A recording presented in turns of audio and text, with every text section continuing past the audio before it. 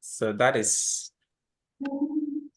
so the first thing we'll talk about are the areas. Of course, we all know what the heart does. So what cardio we're looking at the heart, and in English we are looking at the functions, the conditions, specifically how to manage them.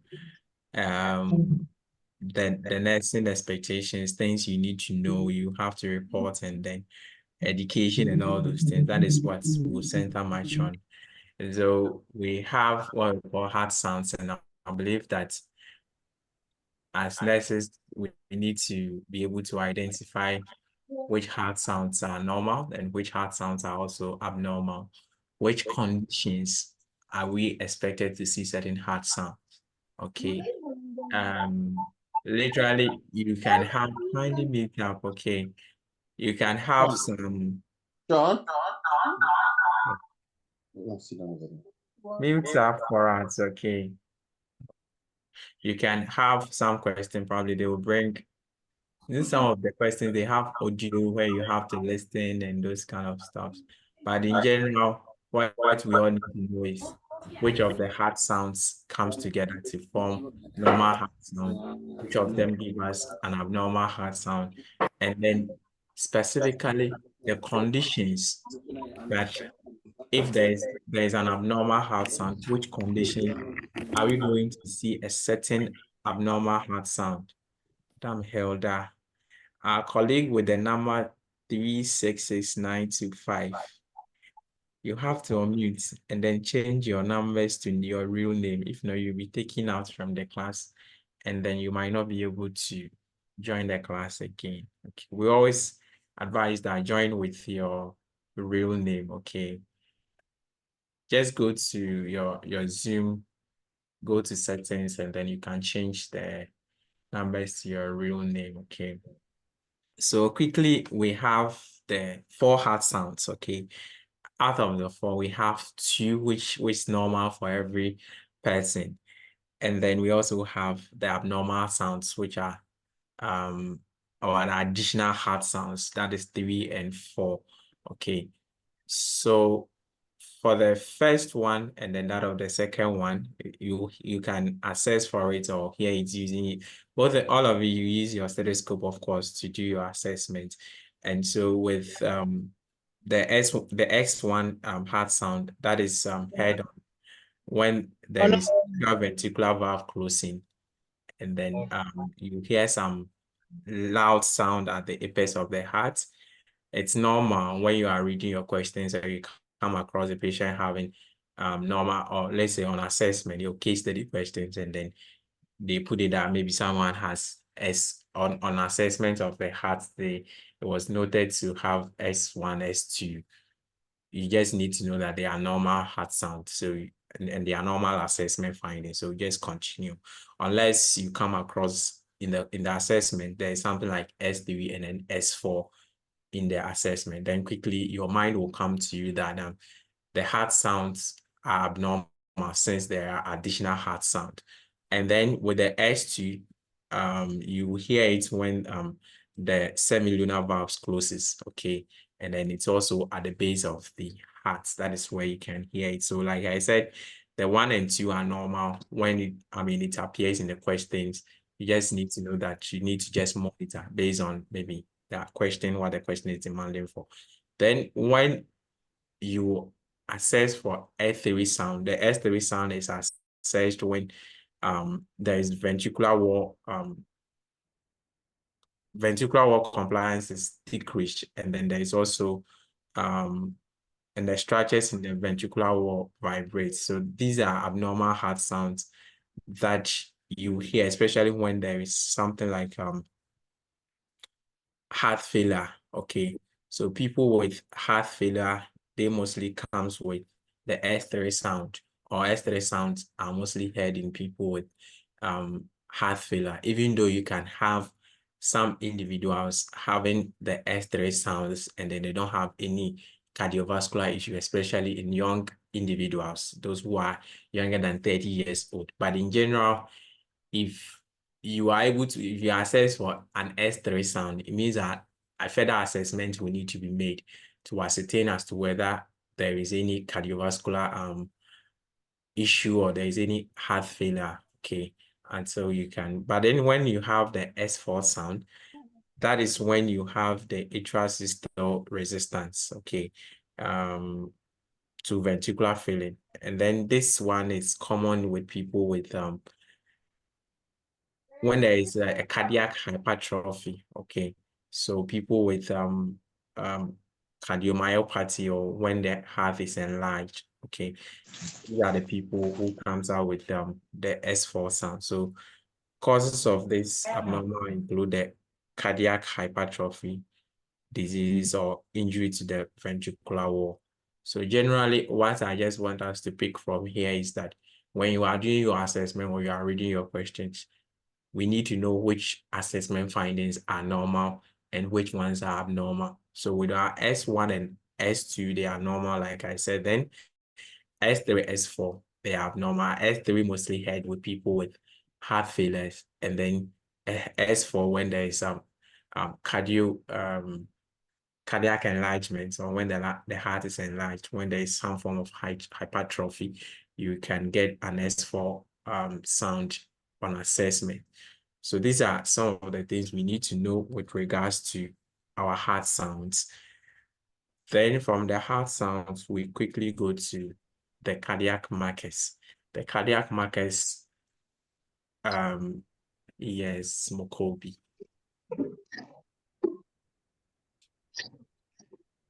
Hi, say good afternoon. Yeah. Good afternoon, everyone. Yeah. Please, I wanted to ask if it's okay to hear S3 in kids. In kids. Yes, please. Okay, so those with yes, so like I said, those you can hear it in people who are younger than what you call 30 years of age, and they don't have and might not have any cardiovascular issues. Okay, but upon if you assess it, you need to do, like I said, a further assessment will need to be made. Okay. Hello, sir. No, I mean to say, if you hear S3 in kids, is it a normal thing or Like it needs special? that is why I said that yes, it could be normal. Okay, you can assess it and then it is normal. A child that doesn't have any problem. But when you assess it, probably the healthcare provider would have to come in and then confirm. Other assessment would have to be made to ascertain as to whether it is actually normal S3 sound that was heard and no problem with the person's cardiovascular system. I don't know if I'm able to answer you.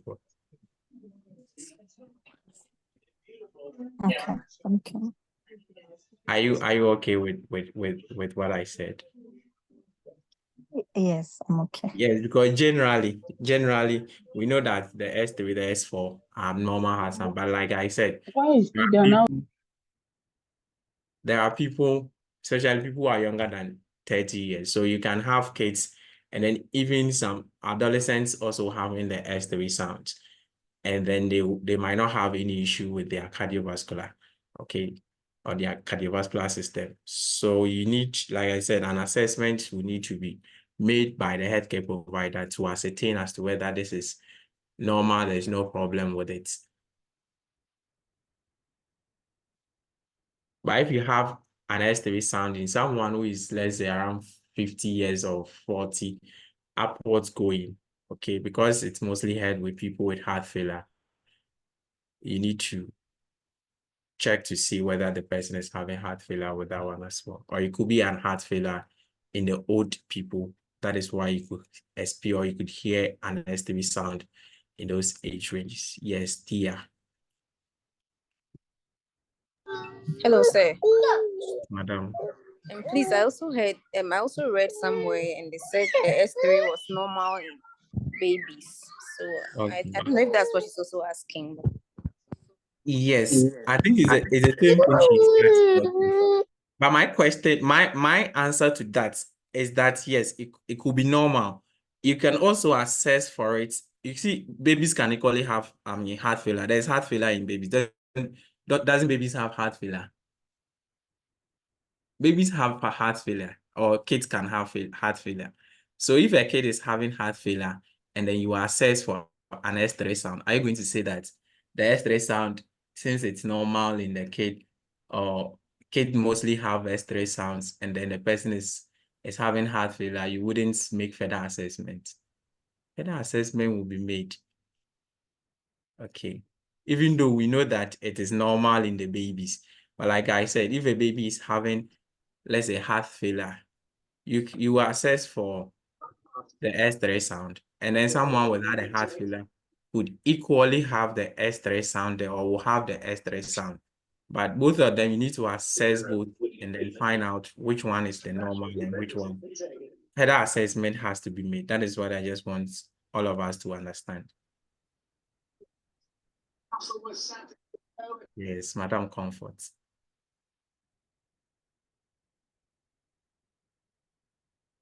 Madam Comfort, your hand is up.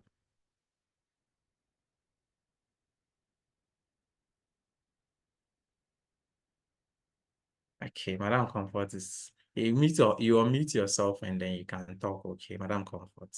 So let's talk on the cardiac markers. Hello, sir.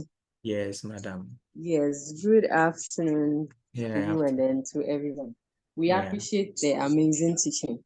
So I just want to add my voice to the S3 that they hear or we hear in pediatric cases. Yeah, So you know pediatric. that mostly in fetal circulation is a bit different from the normal adult circulation.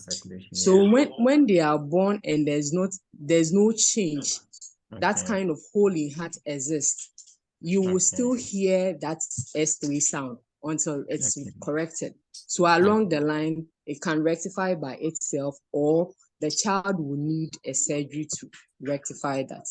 Okay. Thank you. Okay. All right. Thank you. All right. So I think we can go on. All right. Then we talk on the cardiac markers, which one it's cardiac sensitive, and then which ones are not cardiac sensitive. And we all know that this cardiac markers, we use it to diagnose what we call MI. Okay, so when there's a myocardial infarction where the heart muscles are not getting adequate blood supply and oxygen as needed due to maybe the coronary arteries getting blocked, and so blood supply to the heart itself isn't sufficient. So the person will probably develop what we call MI. And so in diagnosing the MI, we use the cardiac markers. Okay, so they do what we call, they take samples to assess for the cardiac markers, which is troponin, CK, creatinine kinesis, and then you also have myoglobin. So these are the cardiac markers. But out of these three cardiac markers, we have those that have high affinity for cardiac muscles. That means that when you are able to find this, okay, during the laboratory testing, and you are able to identify these cardiac markers, we have those that will give you a definite conclusion that probably the person is actually having MI. Then you can also have someone having something like myoglobin, and then the myoglobin being found within the person's blood upon the laboratory testing. Oh, later. Yeah, cracking game of prospect here. Ish for it. Right change from West Ham. Some of their football was really silky, nice to watch. Trying to. My colleagues are not here to remove people from me. So like I was saying, we have those that are cardiac sensitive, meaning that they have high affinity for the heart muscles. And so when you pick those ones, it tells you that this person is definitely having MI. Okay. But if you assess for or if you're able to identify something like myoglobin, further assessments will need to be made because they are not cardiac specific in general. So this troponins and then CKMB and then myoglobin, they are released into the blood when there is this cardiac stretching or the cardiac muscle stretching occurs, the timing in which they are released into the blood differs.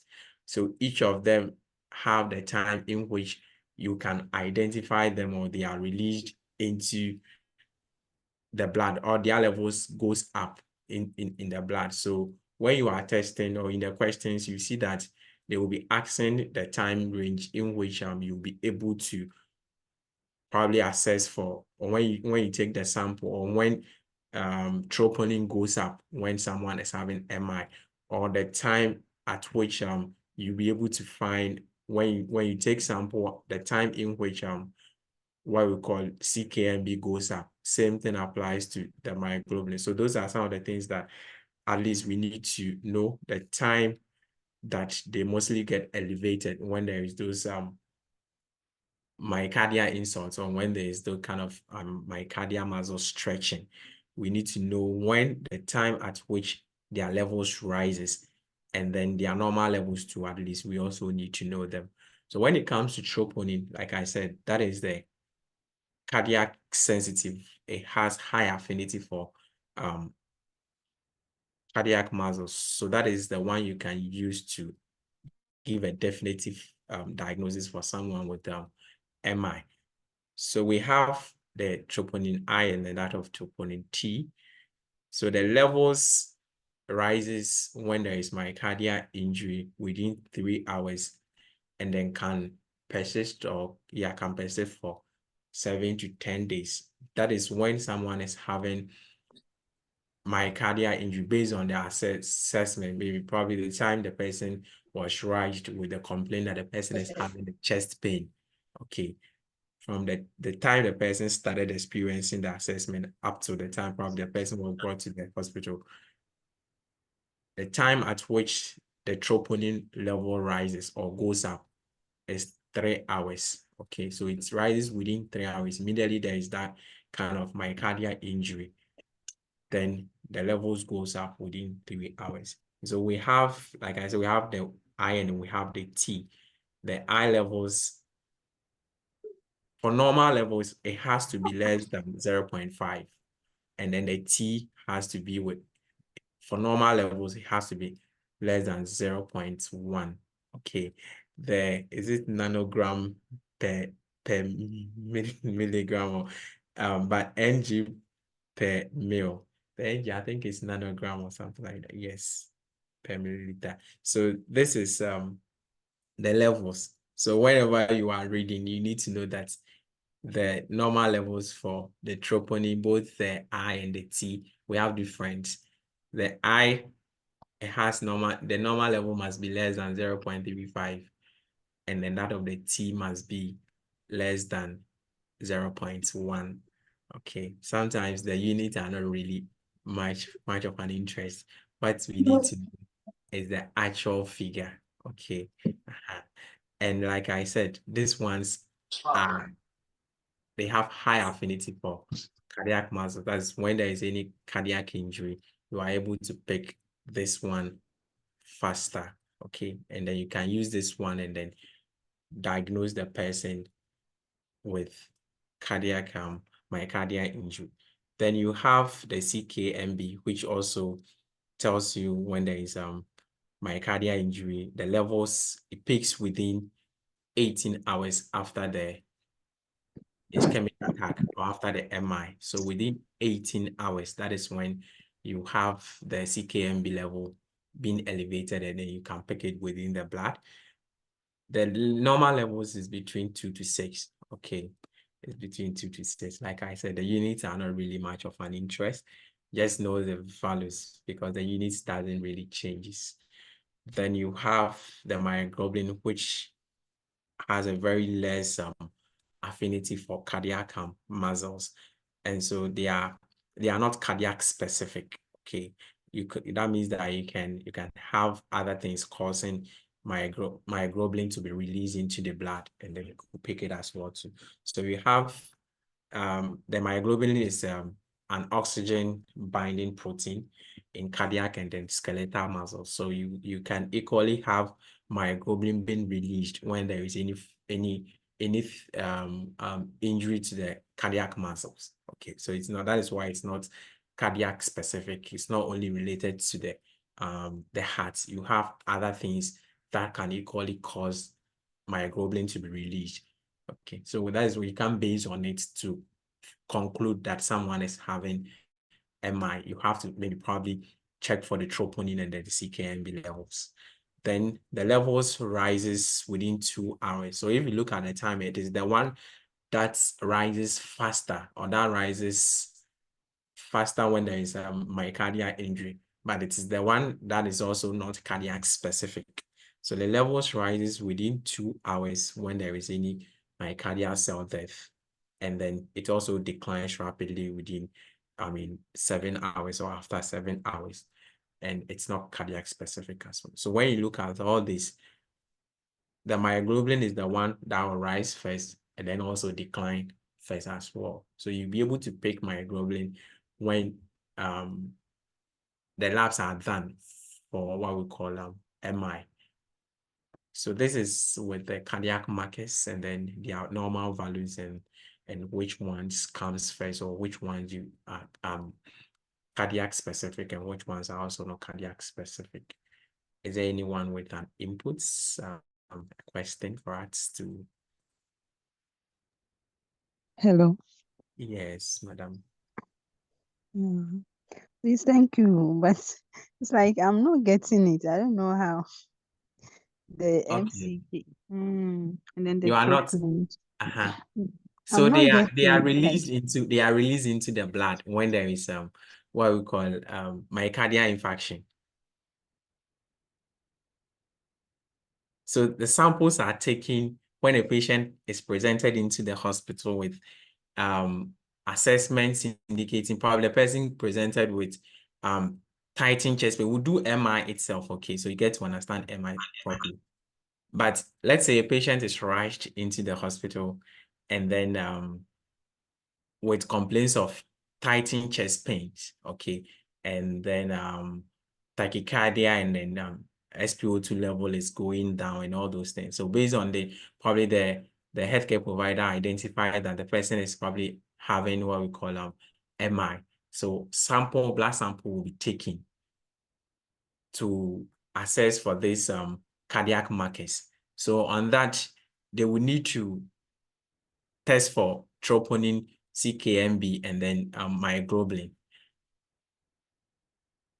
So for you to be able to identify myoglobin, like we said, the levels rises within 3 hours when there is that kind of cardiac injury. So the time from which the patient started experiencing the symptoms, or the time at which the cardiac muscle wasn't getting enough oxygen supply from the blood, okay, up until the time that troponin will be released into the blood, or troponin level will go up, is 3 hours from that time at which the person had the MI, okay, started experiencing the MI. You see, MI could be sudden, or let's say when the person is having angina, it could be sudden, and then it could also be a bit more slow from the time the person will experience the assessments, the signs and symptoms for the person to be brought to the hospital. So when the person comes, they have to do the testing for all these things. So it's blood tests that are samples that are taken to assess for this. The one who was saying she's not getting it. yeah, yes, please.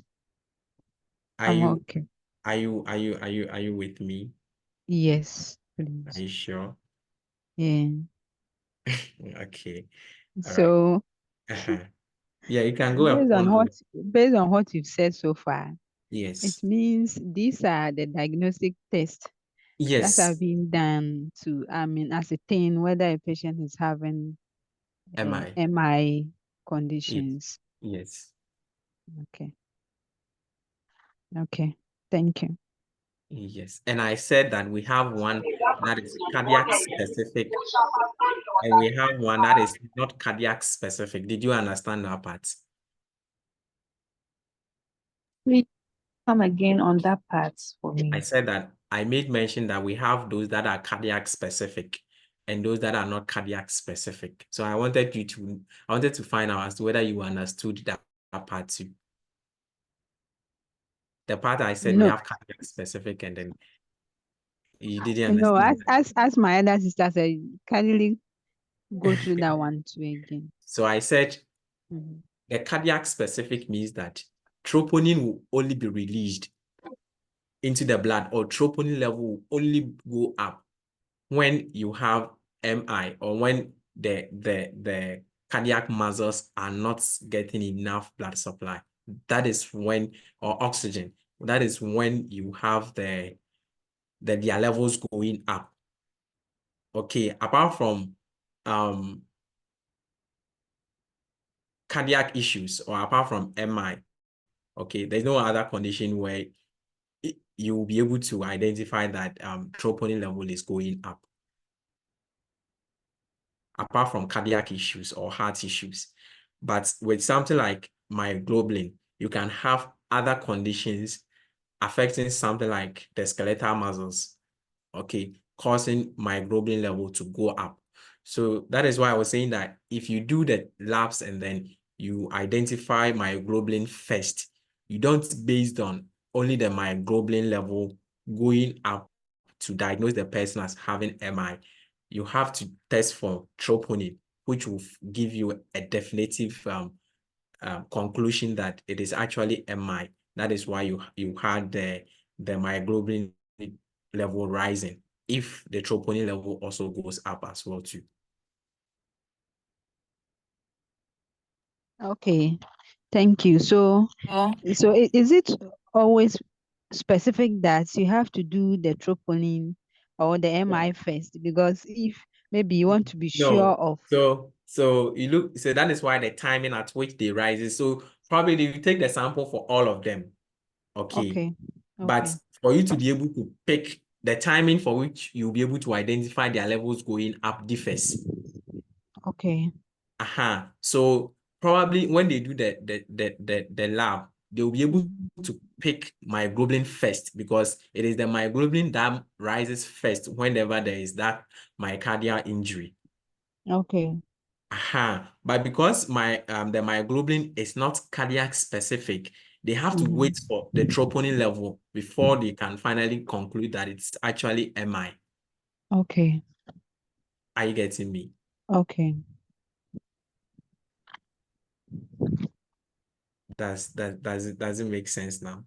Yes, please. Yes, Thank you. please. Thank you. So please, you can't base on myoglobin and CKMB to diagnose a patient as having MI. You Right? can, but you can do that because CKMB is also a bit more cardiac sensitive if you compare it with myoglobin. Okay, so you see, it comes with other assessments. Okay, so based on the assessment findings, the clients will also present, but the most conclusive one is the troponin. That is what I just wanted. Okay, thank you.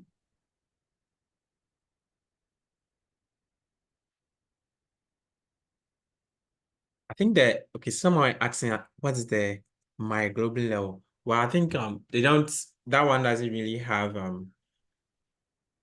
values attached to it, like what the troponin and the CKMB will have. Just that it rises, its levels rises when, so in the questions you see myoglobin, and then if it's an option, probably they will say the levels going up or levels rising. Okay. Okay. Then we have BNP. So I believe that for BNP, we can all, or probably we've all seen a question on BNP before. So BNP is actually B-type nitritic peptide, which is used to diagnose them, what we call them, heart failure. Okay, it's used to diagnose heart failure. So it's released when there is atrial and ventricular stretching, specifically when there is heart failure. So if you want to diagnose heart failure, you have to look at the person, or they have to, test for BNP, and if BNP level is up, that means that the person is having heart failure. So you see BNP a lot in most of the questions, because heart failure is one of the common questions, or one of the common topics you get in the NCLEX. Okay, and then even in our Q banks, in our normal Q banks, we see a lot of questions on heart failure as well too. So to diagnose someone with heart failure, the laboratory testing that is used to diagnose this, the BNP, and then the normal levels must be less than 100. Okay, must be less than 100. Anything above 100 tells you that the person is having heart failure. Okay, so when you have BNP levels above 100, it tells you that the person is having heart failure. That is the only thing we need to know when it comes to NCLEX and then BNP. I don't know if someone has a question to ask on BNP and what BNP is used to diagnose, or what the interpretation when you get a question on BNP.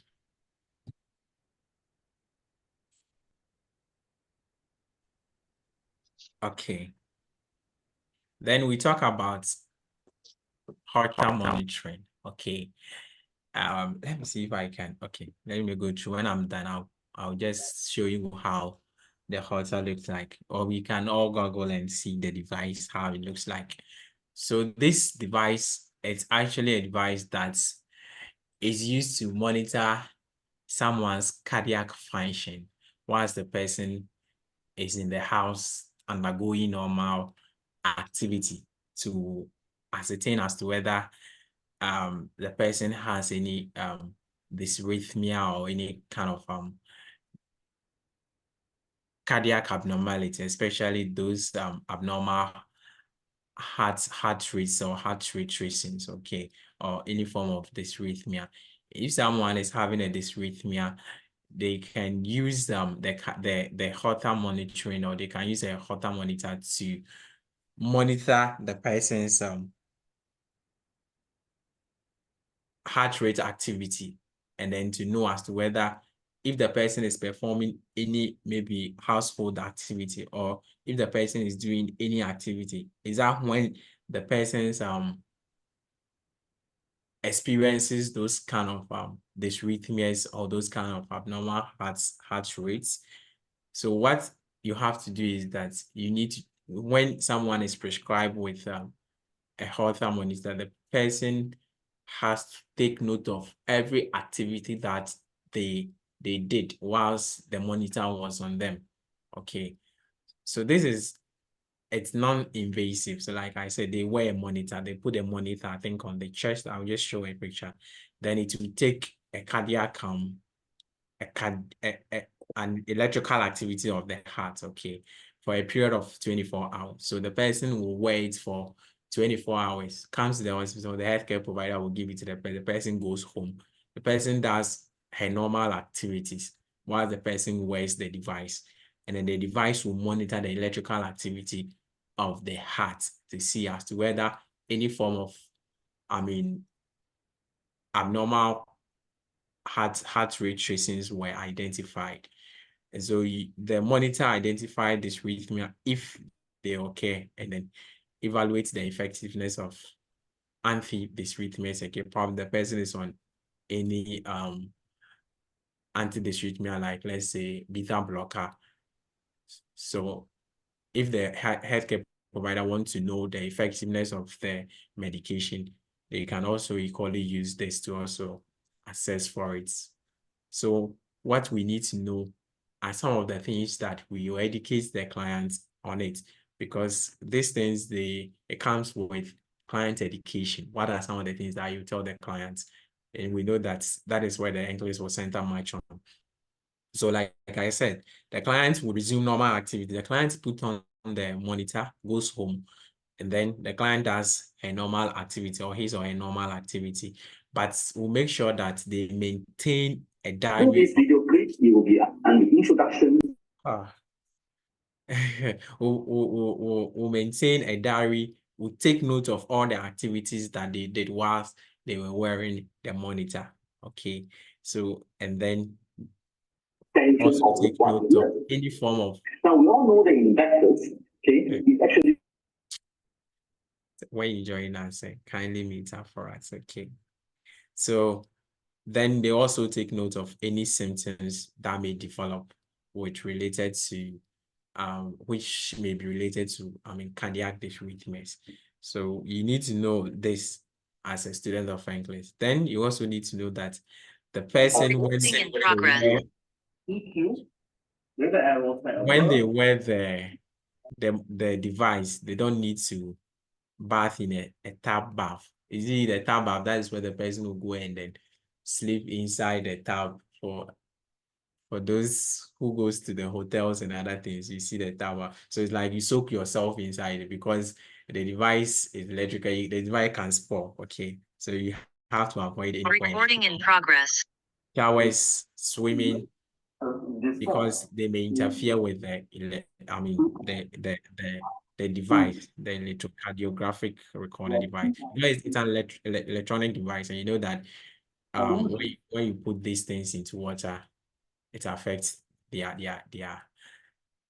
function. So you need to avoid, or you have to tell the person to avoid any form of tap bath, showers, or any form of swimming. Okay. So this is the education we give to the clients. Is there anyone with a question on Holter monitoring? Those who uses UWord, you find questions on UWord on these things a lot. Okay. All right. And the client's education.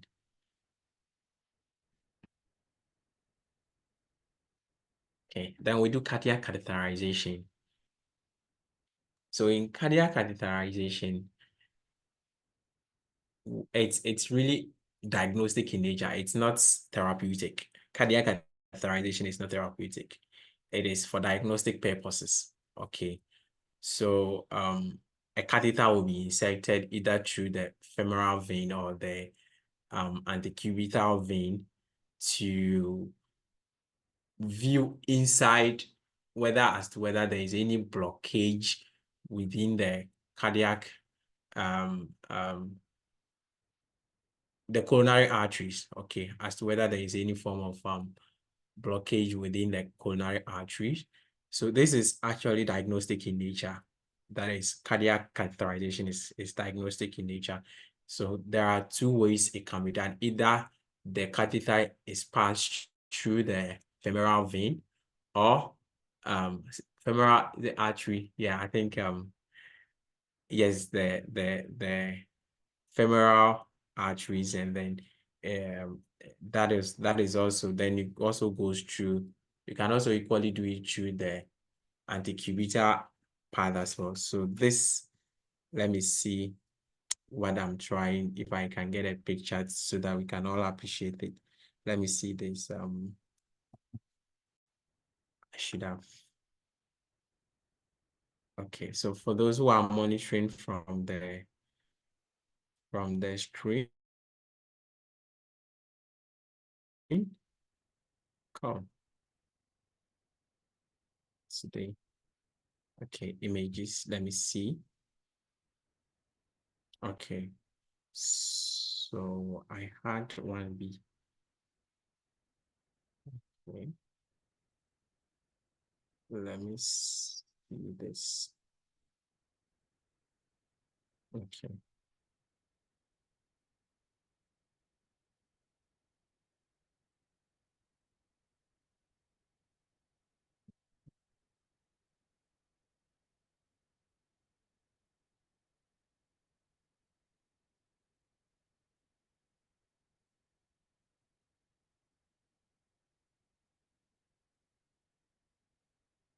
If someone is asking, this is it what they normally call a 24-hour BP monitoring when you go to the hospital?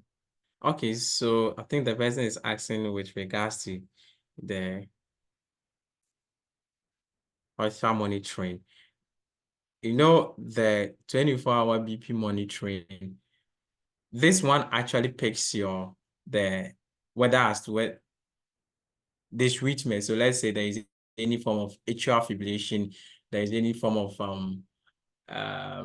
bradycardia, or there's any form of tachycardia, there's sinotachycardia or sinobradycardia. That is what the monitor will pick. Okay, not specifically BP. Okay, so this is what I'm trying to. Okay, so the femoral artery, that is where, so this one, it's either the catheter is passed through the femoral artery, then they will use it to identify as to whether there is any form of coronary artery occlusion. What is it? Then you can equally take it, or they can equally do it through the antecubital region that is over here. What is this thing doing? Okay, let me still use it. So they can equally be, it can equally be passed. The catheter, I'm trying to, so the catheter can equally be passed through here, okay, where I'm circling, or through the femoral region. Okay, that is where the catheter is mostly passed. We need to understand some of the client education. You know, you have to prepare the clients before the client goes in for the procedure. And then when the client returns back, we also need to understand how to prepare the client or how to take care of the client after cardiac catheterization. And when we are reading our question, you will also note that cardiac catheterization is one of the areas that they like asking a lot, or they like asking questions on that as well. That is why I decided that we go through it. Were you able to see from the screen? The last time I was presenting in somewhere, the person, they were telling me they were not seeing from the screen.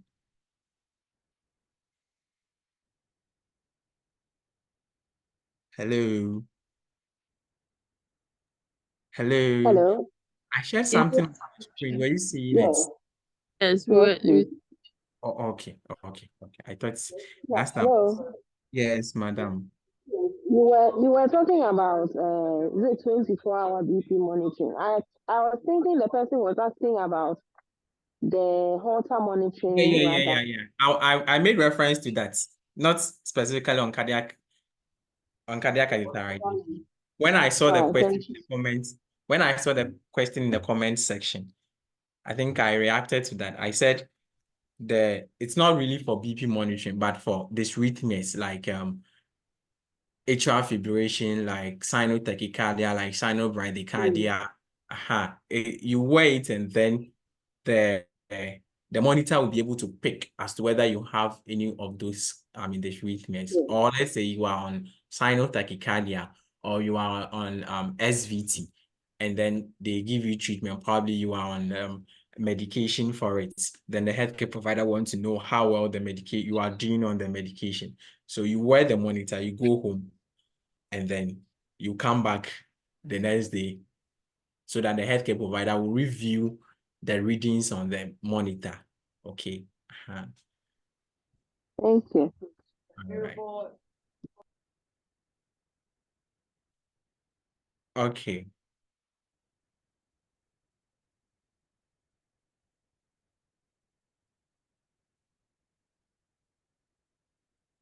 So we have the assessment findings here. Sorry, the things we need to do for these clients. So like I show you where the catheter will be passed for diagnostic purposes. And so when someone is going in, what you need to do, yes, Madam Priscilla.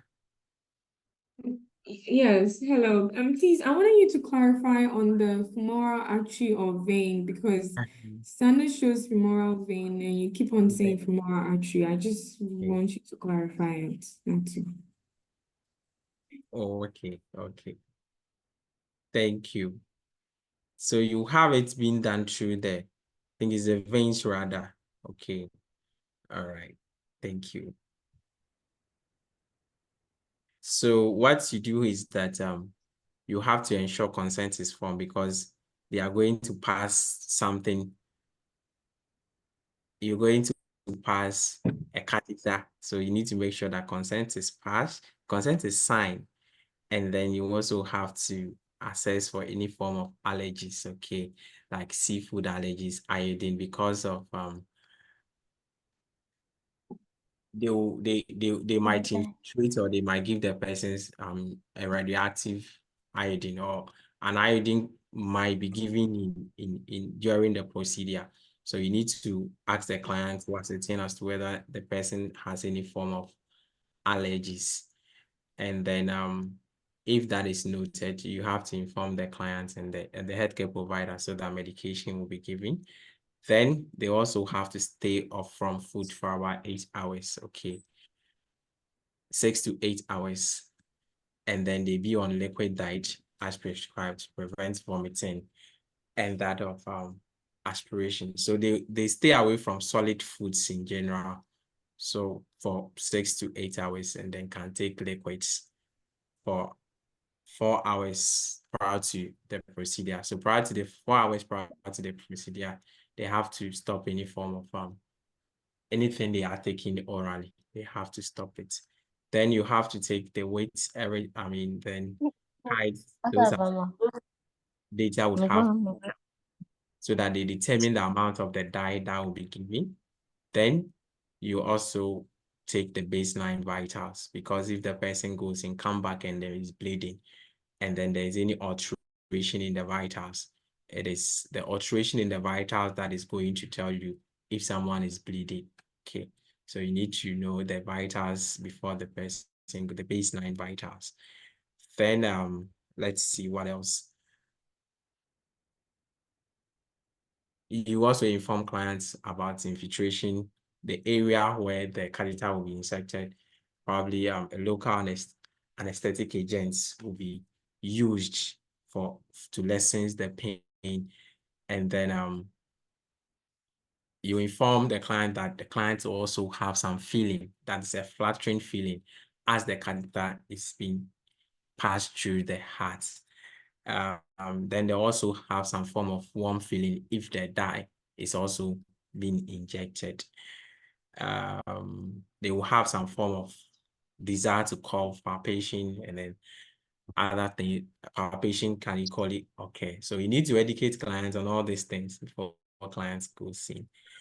And in the area where catheter will be passed, okay, you have to click it off, okay. Or if you are shaving, don't use razors. You use electric shaving machine to shave the area as well too. Then it is a sterile procedure, so of course antiseptic solution would have to be used to clean the area. Then you also give any pre-med like sedatives that might be prescribed as well too. And you have to make sure a client has an IV line if that is also prescribed. My take-home message from here is that, and I believe everyone here knows this, that if you don't know, take it here and put it inside your pocket, that someone is going in for cardiac catheterization and the person is a diabetic. Okay, you will see it a lot in the questions, that a diabetic patient's schedule for cardiac catheterization is on metformin, and then they are asking you what will be your education or what would you do. So we all need to know that if someone is on metformin and then the person is going in for cardiac catheterization, the person has to stop the metformin for a period of time, 24 hours, okay, prior to the procedure. So if it is tomorrow that they will go in for the procedure, they must make sure that they stay off the medication for 24 hours before the procedure. And the reason is that we have what we call lactic acidosis, which occurs because of the dye that will be given.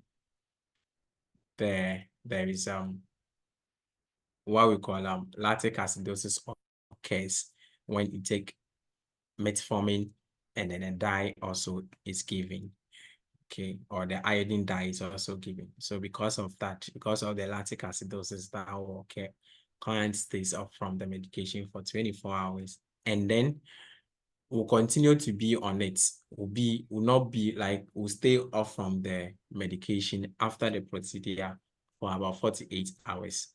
That is the usual duration by which the person will start the metformin again. Okay, so before the procedure, you stop the metformin 24 hours. Then after the procedure, you off from it again to 48 hours. So it's after 48 hours that you can resume your metformin. By then, the kidneys might have been functioning well as well.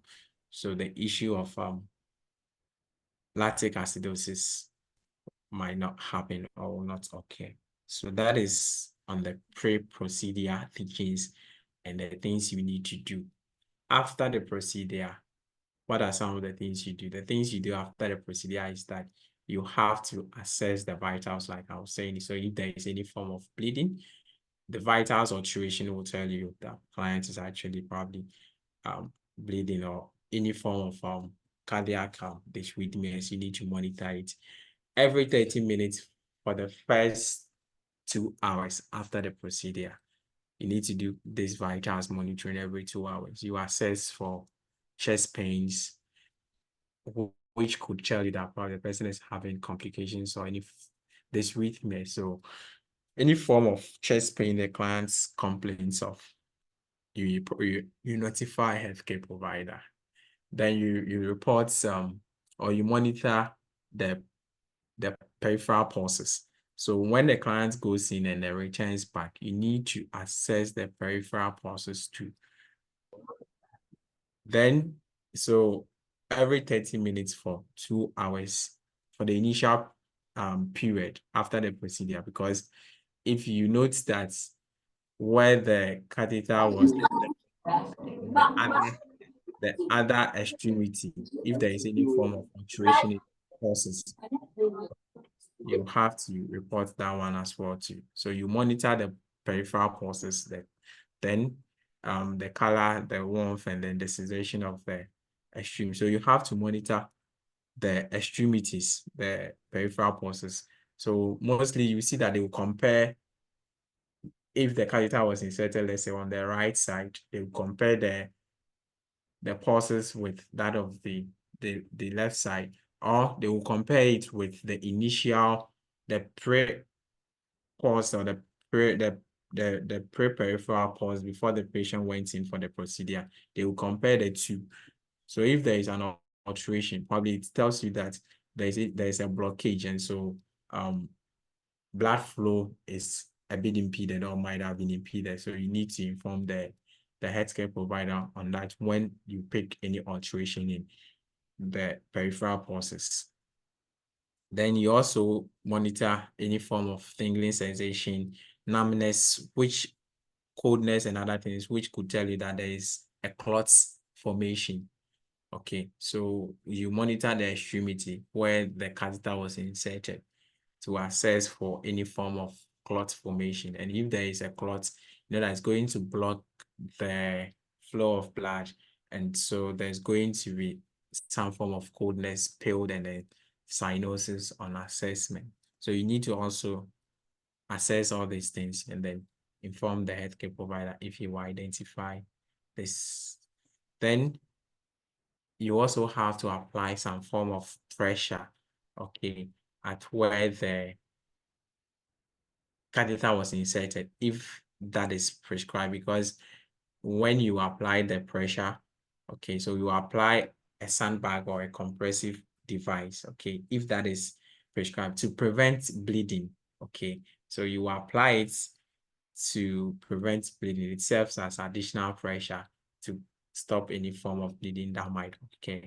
Then you continue to monitor for signs of bleeding, the vital signs, like I was saying. So if there is any bleeding, maybe you do your assessment and you note that there is bleeding at the incision site. What you can do is to apply pressure, then you notify the healthcare provider. So the pressure, you have to apply it above the incision site to stop any form of bleeding that is occurring. Then you go ahead to inform the healthcare provider. So the post-op management is you have to note any bleeding. You have to note if there is any form of occlusion or any form of clots occluding the vessels. And then you also assess for any form of pains. So these are the things that we need to assess for, need to monitor. Hematoma can equally develop, so you need to assess for that. And you can also have some a vascular device that might be used to seal where the puncture was made. So if there is a vascular closure, you wouldn't need to apply what we call pressure there again, because this will prevent any form of bleeding as well.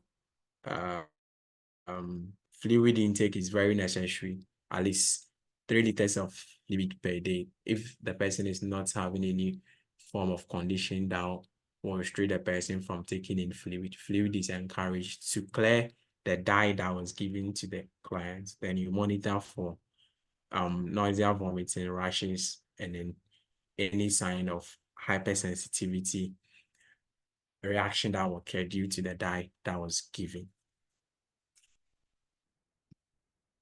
That is on cardiac catheterization. So like I said, cardiac catheterization is not therapeutic in nature. It's not to treat conditions, but rather to diagnose, to pick as to whether there is any form of coronary artery blockage or there is any form of blockage in the heart. Okay, so that is basically the purpose for cardiac catheterization.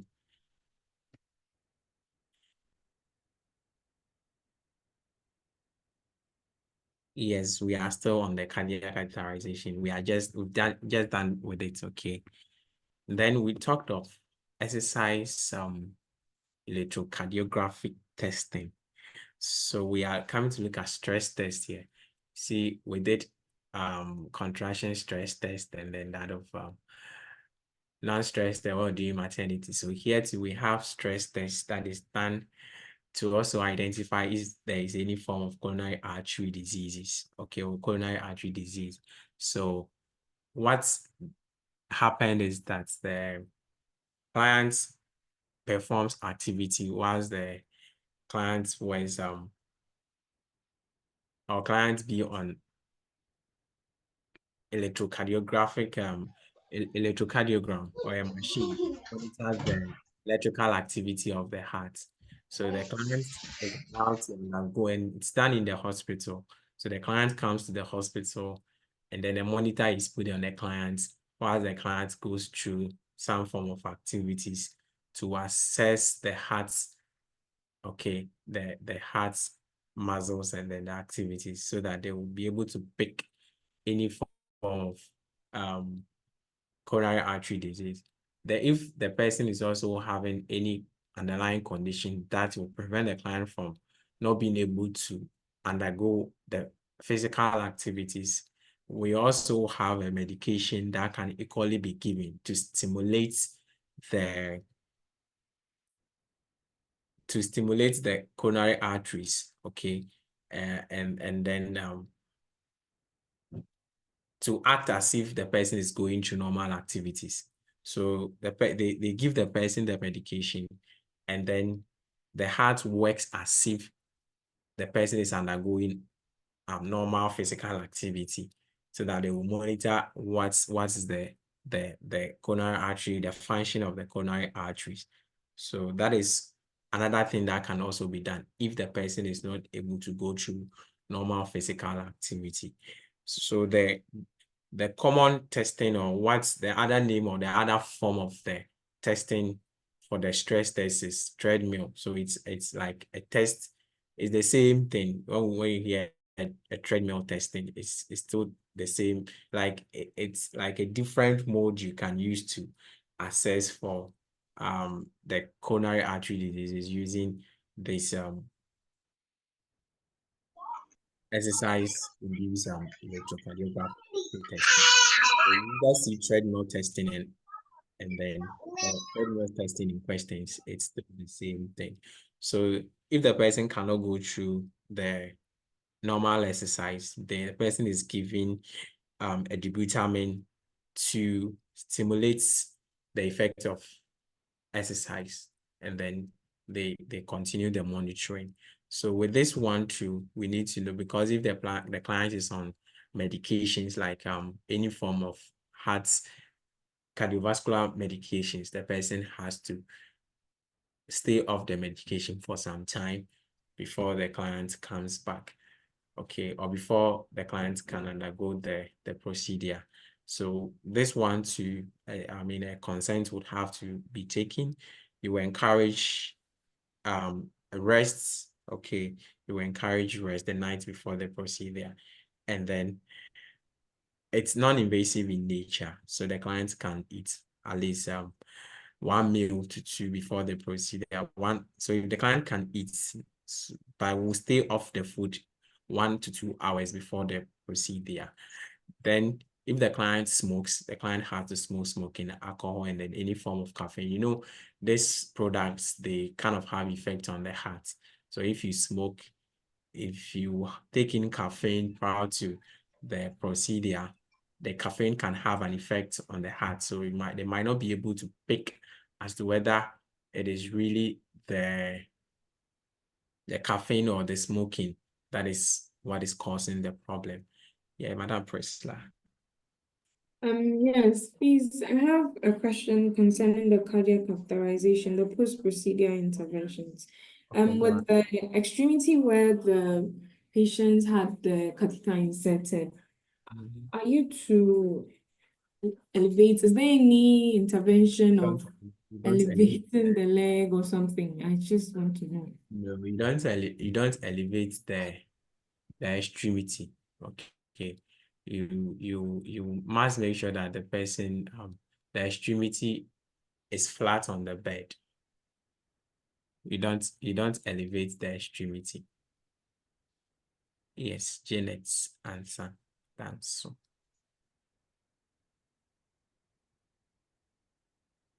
Janet's. Hello. Yeah. Yes, I want to also find out when the person is asked to hold the metformin prior to the catheterization. Is there any other thing that we give in place, or we just leave it like that until the 48 hours elapse? The person is diabetic, and we have different class of diabetic medications that can be given in place of the metformin, and probably the person might be on combination therapy, not only metformin. And so the person, for the metformin, need to be held. But if the person needs to take other anti-diabetic medication, they will look for a different class of medication for the person. Okay. Yeah. Okay. So you also, after avoiding alcohol and then other products that will have effects on the cardiac function, you also need to, in terms of medication, okay, if the client has any form of cardiac medication they are taking, they will need to discuss that one with the healthcare provider and see as to whether they have to withhold it. But basically, if the person is taking something like theophylline, that would be held for about 12 hours together with calcium channel blockers and beta blockers. They will all be held. Okay.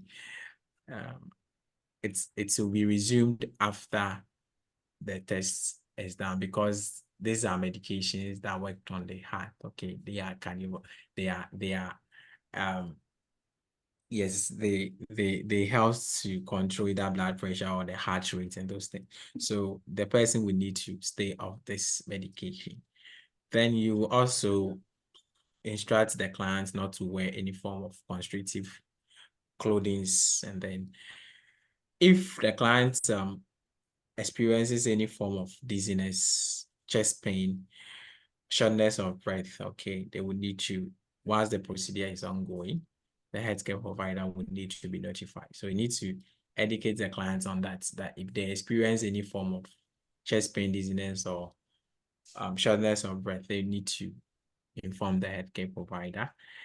And then after the procedure, the only thing you do for the client is to instruct the client to avoid taking a hot bath or shower for about 1 to 2 hours after the procedure. Okay. All other things, if it is died, the person can resume it. So the post-procedure instruction you give to the client is to avoid taking a hot bath 1 to 2 hours after the procedure. That is on the stress test. If you have any inputs you want to make on the stress test too, you can equally come. I have a lot of questions for us. I've been talking, when it gets to the question section, I want everybody to come in. Okay. Hello. Hello. Yeah, madam. I have an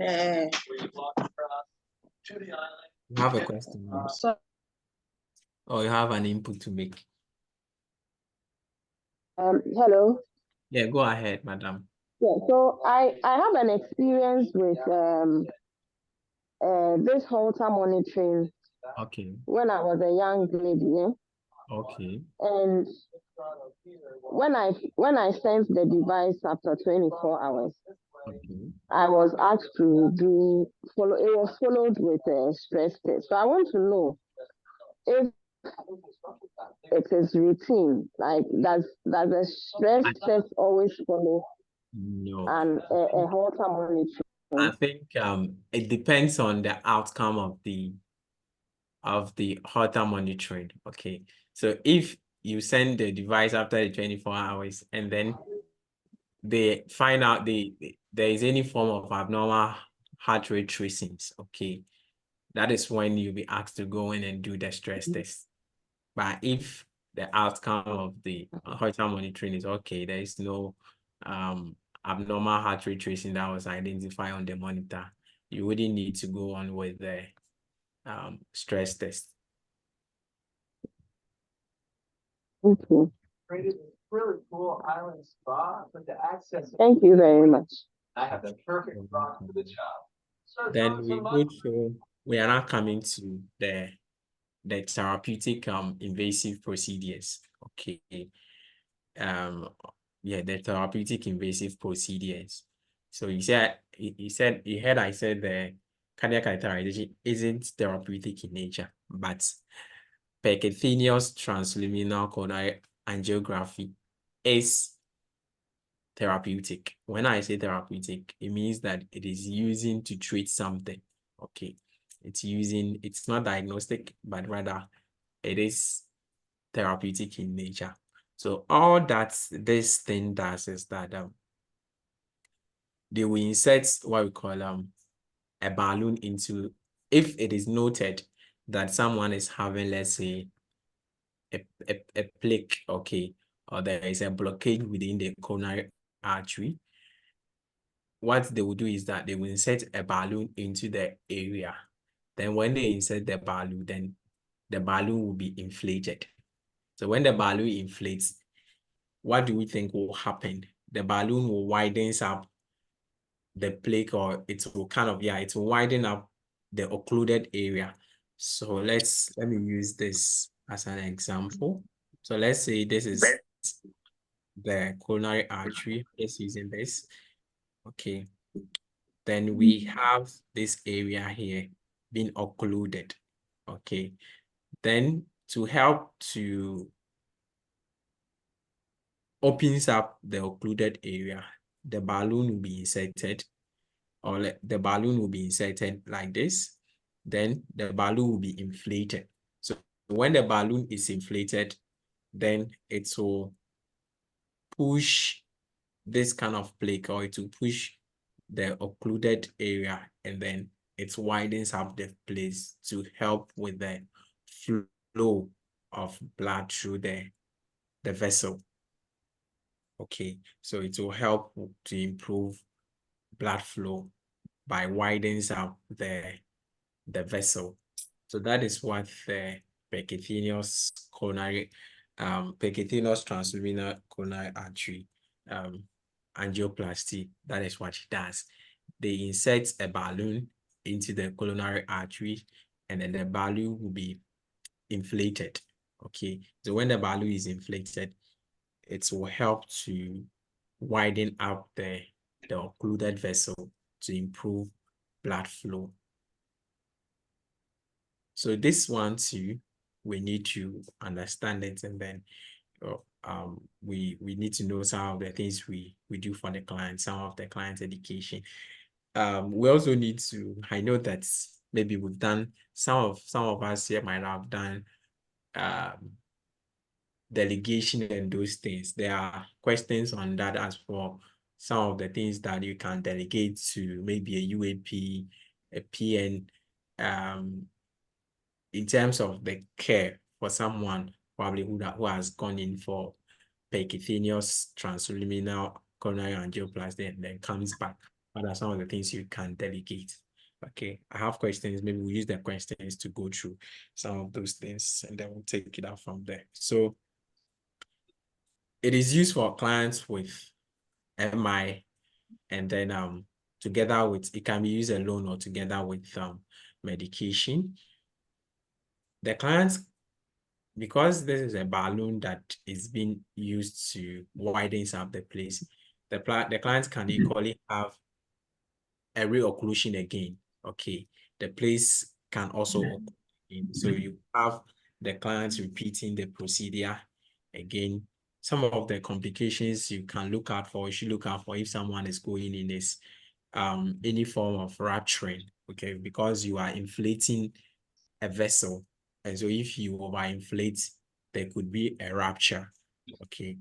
Or you can introduce a clot, so there could be an embolism from the plaque, and then some form of spasms, and then acute MI also happening as well too.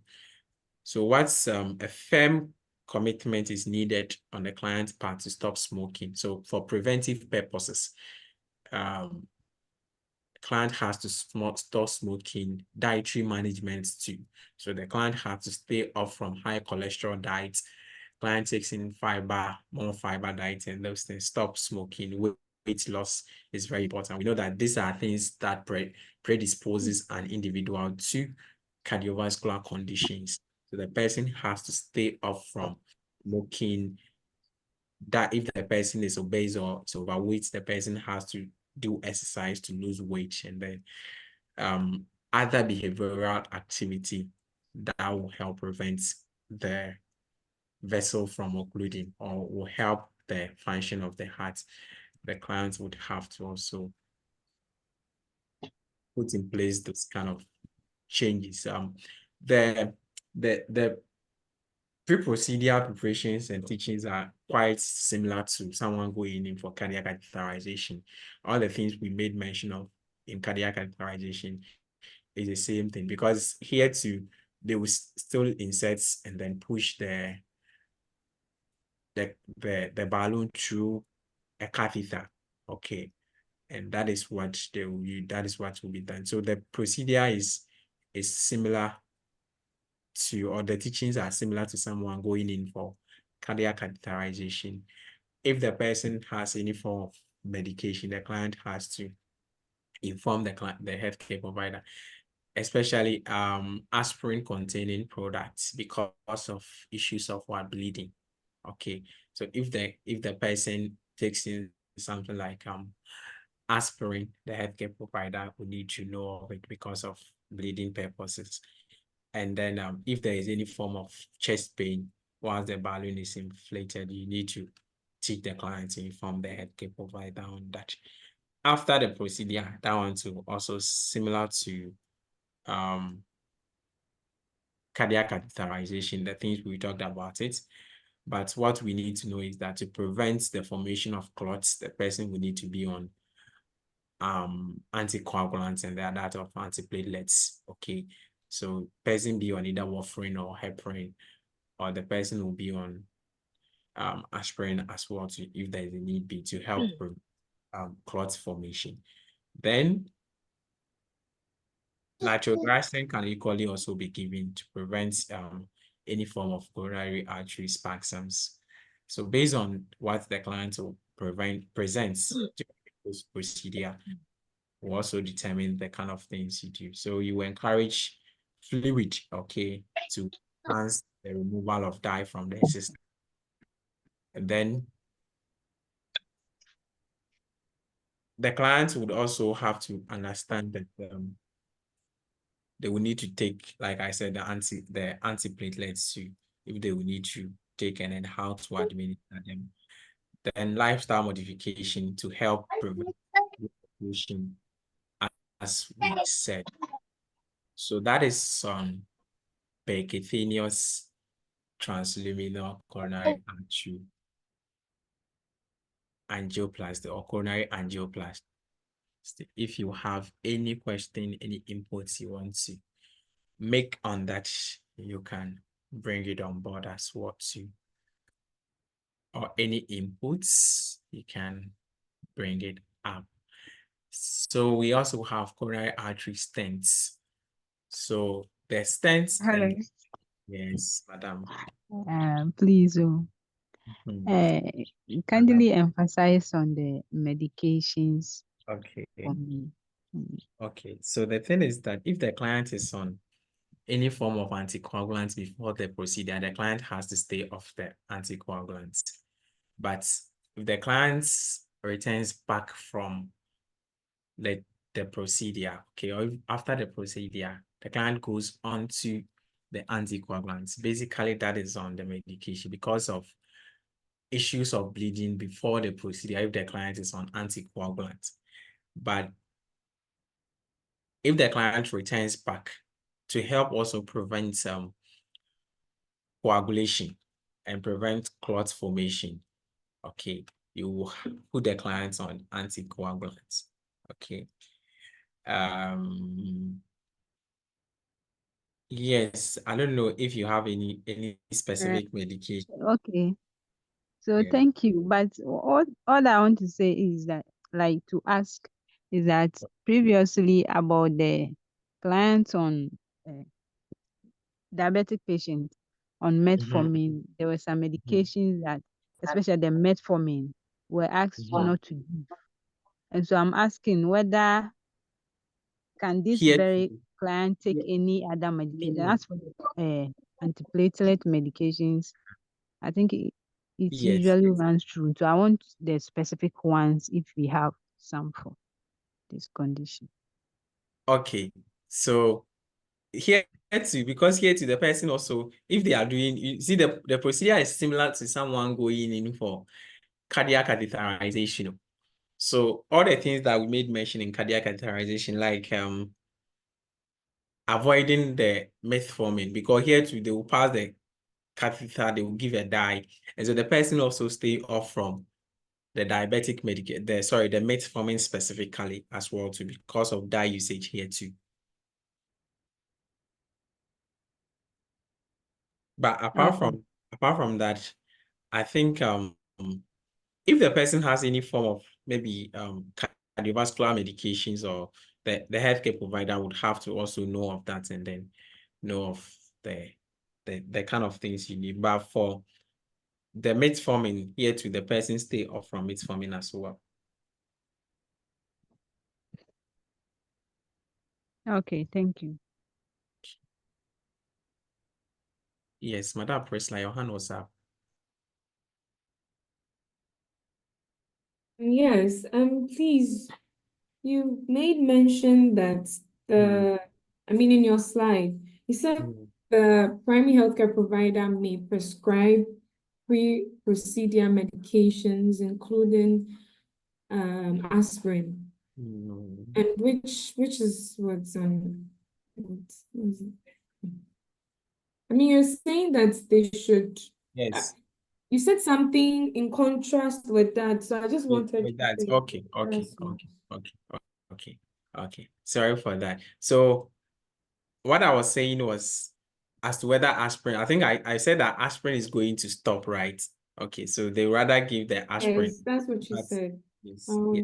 Okay, thank you for that, drawing me back to that. Thank you.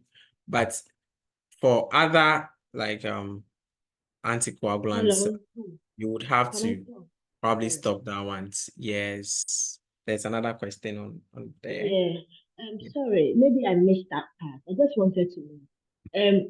We spoke about metformin being omitted in various procedures like the PTCA and then the what do you call it? Yes. Is it about the dye? What is the main reason why metformin is? Maybe I missed it. I'm sorry. My network is missed now. Is there what is the name of? I mean, is it because of the dye that is being Yes. that metformin is so Yes. so any procedure that has to do with dye? Because I think I read somewhere with nephrectomy in Brofo that they also will meet metformin somewhere. Is it because of the dye? So the issue is that yes, when they use that, when the dye is used, okay, I mean the iodinated dye, okay, when it is used, what happens is that the kidneys would have to work to help eliminate the dye from the system, okay, and then when that happens, when you take in the dye and then you take in the metformin, okay, the person can go into what we call lactic acidosis. And that will, rather worsen if there is any form of kidney problem. So that is why the person has to stay off the metformin. I think I made mention of that. That is because of what we call lactic acidosis. That will happen if the person is on metformin and then takes in the dye as well too, because the kidneys are at risk if they take in what we call the metformin together with the dye.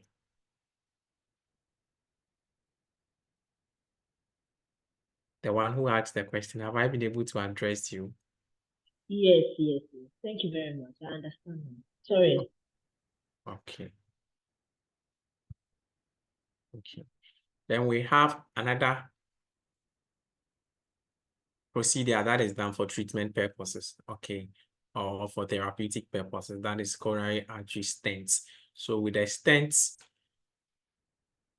it's like you are rather redirecting the flow of blood, okay, where the occlusion has occurred. This time around, they are not going to insert a balloon to widens out the place, but rather they will use a stent to redirect the flow of blood. Okay, so it's like you go into your farm and you get to the path that you use and you realize that there is a tree that has blocked the path. What do?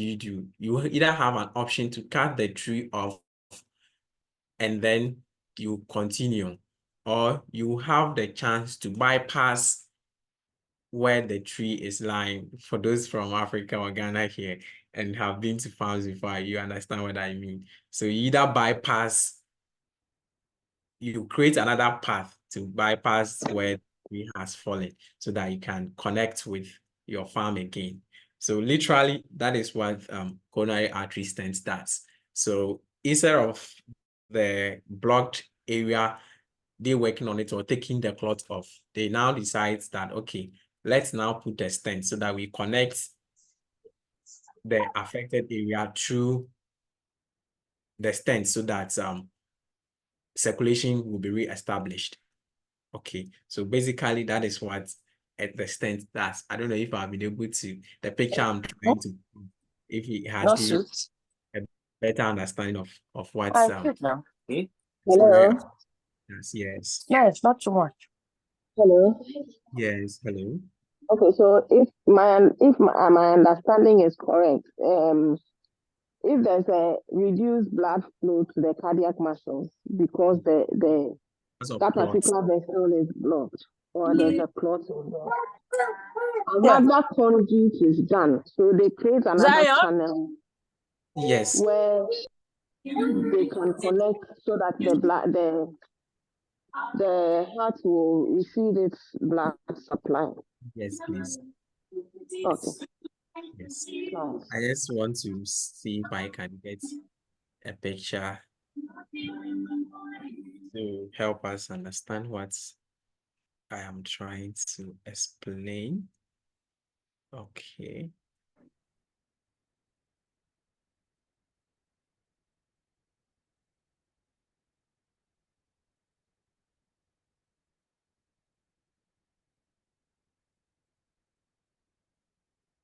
So let me use this. Okay.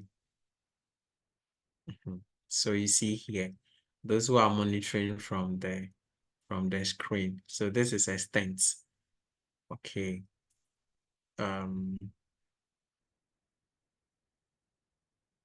Let me come. No, I think it's no. Okay, let me come. Let me try to see if I can get a different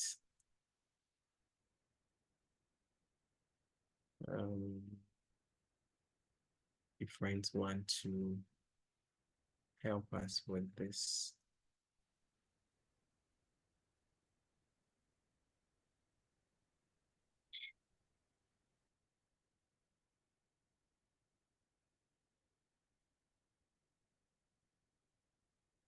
Okay, I think what I was talking of is the bypass grafts, rather, is where I was saying that they will put in the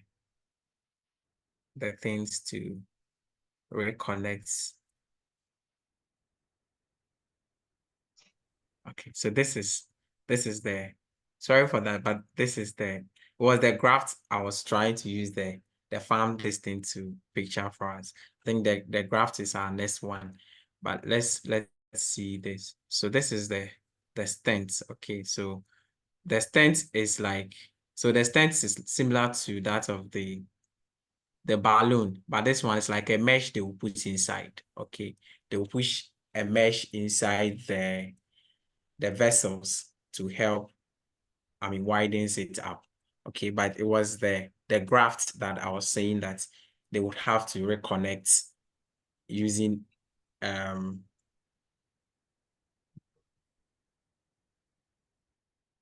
a different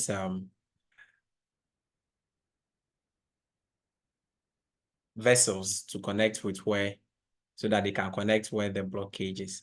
So for this one, they rather put a mesh inside it rather.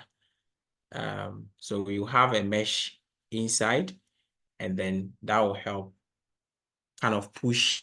So this is an occluded area. Hope we can all see this from the screen here.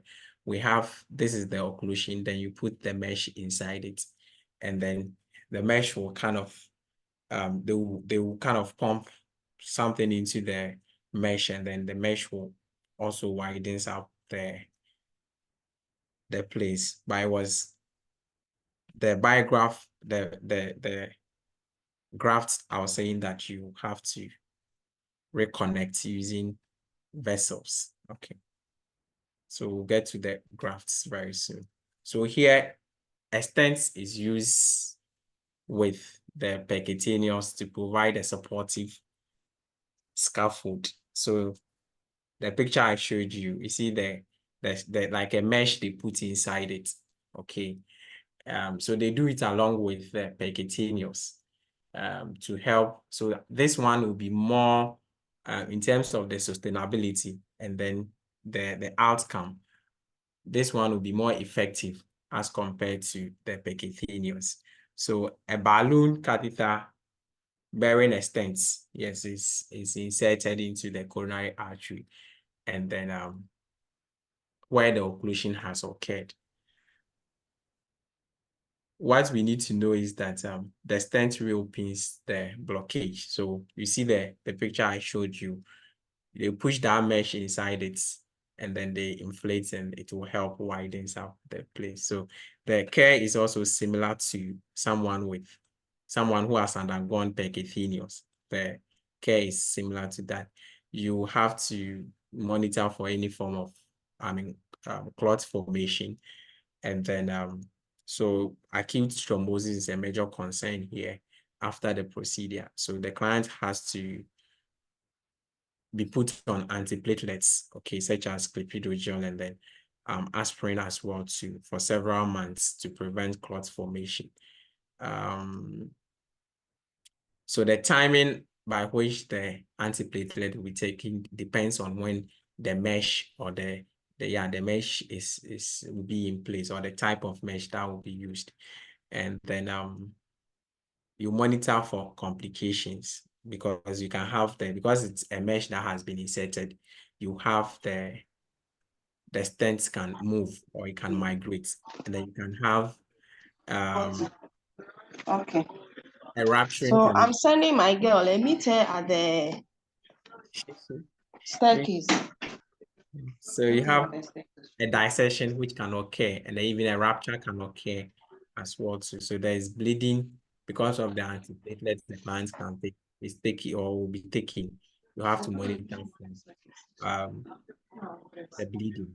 Okay, you have to monitor for bleeding as well. So the care is similar to the things we discussed during the percutaneous coronary angioplasty. So what I was describing using the bypass thing is coronary artery bypass grafting. That is what I was trying to explain.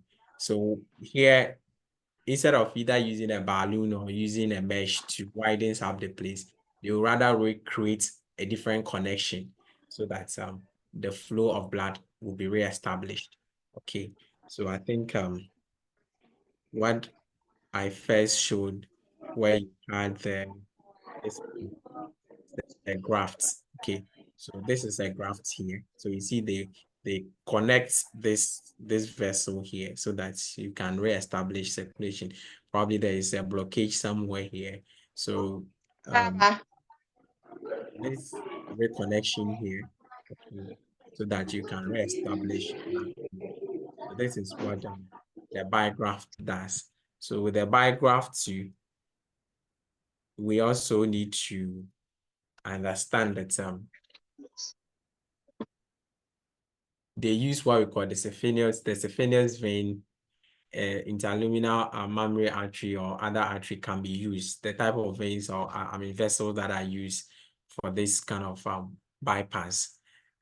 You have coronary artery bypass grafts, which is performed when the client is on to other management, or if they give the clients other medical management and the client is not responding to that, or there is still an occlusion after several form of treatment has been undertaken. The last the bypass grafting will be the last resort. Okay, if several treatment has been undertaken and then that hasn't been successful, then the grafting will be the last resort. So it is a minimally invasive that's like I showed you. So you can use the picture. Let's understand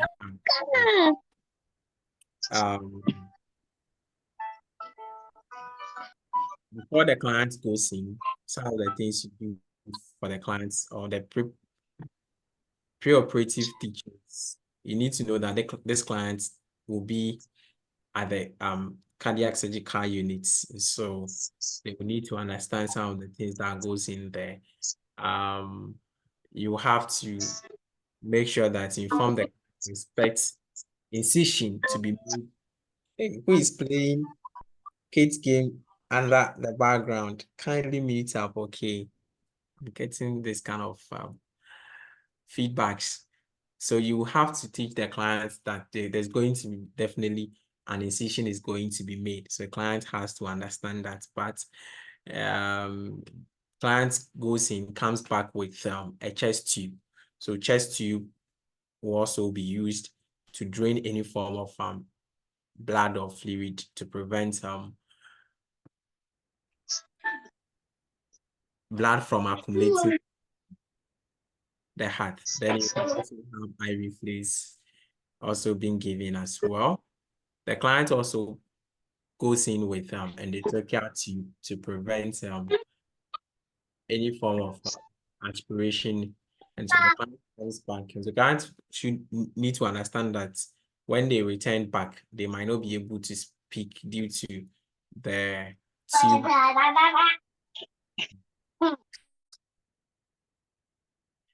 So you need to teach clients with that tube that they goes in, comes back with endotracheal tube institute. When they return back, teaching speaking might be difficult for them. Then mechanical ventilation might also be needed. Okay. as well. So you also have to teach the client to report it. Pain might be it's an expected thing. So they report and you manage the pain using pain medication. You have to assess the incision site for any form of abnormal. You teach the client deep coughing and then breathing exercise. Incentive spirometer, we know that it's used to prevent lung collapse as well too. So you will need to teach all these things. And then oh, let's mute Madam Abigail Chairman, you were unmuted. You were getting the feedback. Then you also have to inform clients that they will need to discontinue some medications like diuretics 2 to 3 days prior to the procedure. If they are on Delegating, that one too, they will need to be off from it for 12 hours before the procedure. And then anticoagulants, aspirins as well too, because of bleeding. So they will need to stay off aspirin and then anticoagulant for 1 week prior to the procedure because of bleeding issues. Because if someone is on the anticoagulant, the person is going in for surgery, person has to stay off from it. You have to administer some medications that might be prescribed if the person is on them, antihypertensives, antibiotics, and then potassium as well if the client is having any form of cardiac dysrhythmias and then antidysrhythmic medications. They will all need to be administered. So you see those that you hold, they goes in aspirin, anticoagulant like warfarin and heparin. If the Sorry, person, can I ask a question, please? Sorry. let me finish up. Okay, let me Okay. end. Then if the person is also on diuretics as well, too, the person has to also stay from the diuretics for about 2 to 3 days. So the person who wants to ask the question can come in. Sorry. Sorry for interrupting. So, you see where they said you can ask clients how to split their chest to cough and then deep breathe, and then also use incentive spirometer. When the question comes and these two answers are there, what do you choose? Because I chose Which one? incentive spirometer. Like you said, if they bring all the 2 options. Yes, because there was a Deep question breathing. similar and then Were they similar like asking that. only one answer? They said which one is the most appropriate, and I chose incentive spirometer. I was wrong. So they said split, yeah. With the rationale that's so it depends if the person is not having pain. Okay. Because if the person is having, you need to manage the pain. The person splints the area and then they will cough, do the deep breathing. So that is the first thing the clients would have to do. Then use the incentive spirometer in addition. But I wish I'm able to get the rationale, the actual rationale to that very question. But do you mean that when the person has pain, they will use the split thing, and when they don't have pain, they'll use the incentive? What did you say? I didn't understand that part. What I said was that I said this procedure, pain is expected. Okay. So one thing to help with the pain, okay, and then prevent if it is a large incision that was even done to prevent the place from getting exposed, the person puts they splint the incision, the area, and then they do their deep and then cough and deep breathing exercise. Okay. So definitely the pain will have to be managed. But like I said, I wish I get access to the rationale. Then we take it out from there. But When I see it next time, I'll screenshot and send it to you personally. But so you can see it from here in order of how the person has to do it. Okay.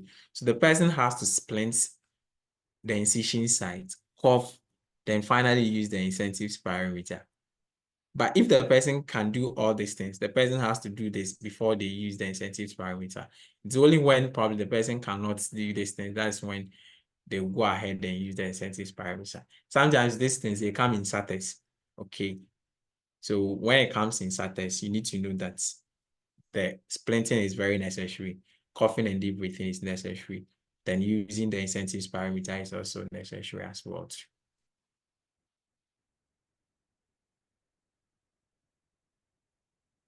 Okay. Now, when they go in and they come back, definitely they will be next at the surgical unit. Okay. So some of the things that you need to teach them, or you monitor the clients after the procedure. Okay. So they will be on the mechanical ventilator for about 6 to 24 hours post-procedure. Then you monitor for the heart rate, rhythm, and then pulmonary artery, arterial pressure. You monitor for all these things so that urinary output, because you know that if the kidneys are not functioning well after the procedure or after any surgical procedure, it means that probably the person is bleeding, and so the kidneys are not getting enough blood supply. So you need to monitor urine outputs. And I think I've been making mention of urine outputs several times, that at least you need to ensure that the urine output is about, for normal kidney functions, 30 ml per hour to about 50 ml per hour. Then you assess for the neurostatus too. If there is any form of decreased level of consciousness, you need to monitor all these things. Because I said that there's going to be tube institute, or there's going to the healthcare provider will put in a tube to monitor or to drain blood, okay, and then prevents any form of fluid accumulation. You need to monitor the amount of fluid or blood that is coming out. And so you need to know that if the client is draining 100 to 150 ml per hour of blood into the drainage tube, you need to report to the healthcare provider as quickly as possible. So sometimes you see the questions like that, that clients after procedure with a chest tube institute, you monitor the chest tube and you realize that within an hour, there is about maybe 120, 100 mils of blood. They will describe the type of blood it is, okay, whether serosanguineous or whatever it is. The amount is what is interested here. If the person is losing 100 to 150, or the tube is draining 100 to 150, you need to inform the healthcare provider for that. Then you have to make sure that you have what we call epicardial pacing wire if the client has a pacemaker in place. Okay, so the pacemaker will help generate what we call electrical activities, temporal one. Okay, and all other equipments must be properly in place if the person is having a pacemaker, or a pacemaker has been implanted, either a temporal pacemaker. You have to make sure that the pacemaker is connected appropriately as how it has to be placed on the person. You have to encourage fluid intake. You monitor electrolyte imbalances as well.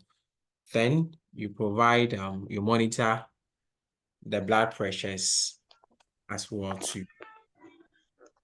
And then if there is any form of hypotension, you need to inform the healthcare provider. Hypertension can equally occur, so you have to also monitor that one as well too. You promote drainage from the incision line. So you need to monitor the incision site too, and then you assess for bleeding. Like I said, temperature is very necessary if there is any infection monitoring is necessary. So you need to monitor that as well. Then if the client will need to take potassium, you need to monitor the potassium levels.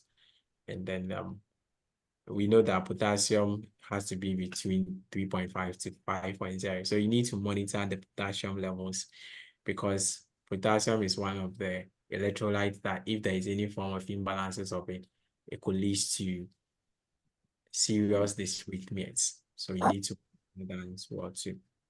Then if there is fluid accumulation, that is why they put in the chest tubes to drain any form of fluid or blood accumulation. If there is blood accumulation, it leads to cardiac tamponade.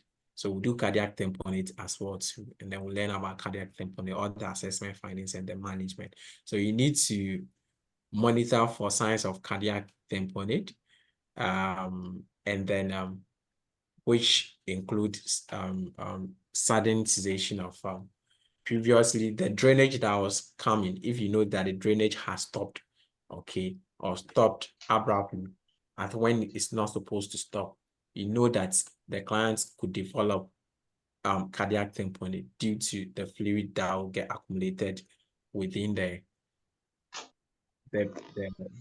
pericardial space. So you need to monitor that. And then another jugular vein distinction too is also another assessment finding. You have pulsus paradoxus, widening coronary blood pressure, and then all those things.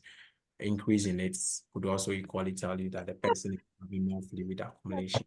You monitor pain, you manage the pain using pain medication as well too. So you have to be able to identify the differences between pain happening as a result of the procedure and then pain happening as a result of angina. So you have to note the angina pains. Post-procedure, when the client is sent home, clients can return normal activities, okay, gradually. So they have to resume their activities gradually or progressive. It has to be gradual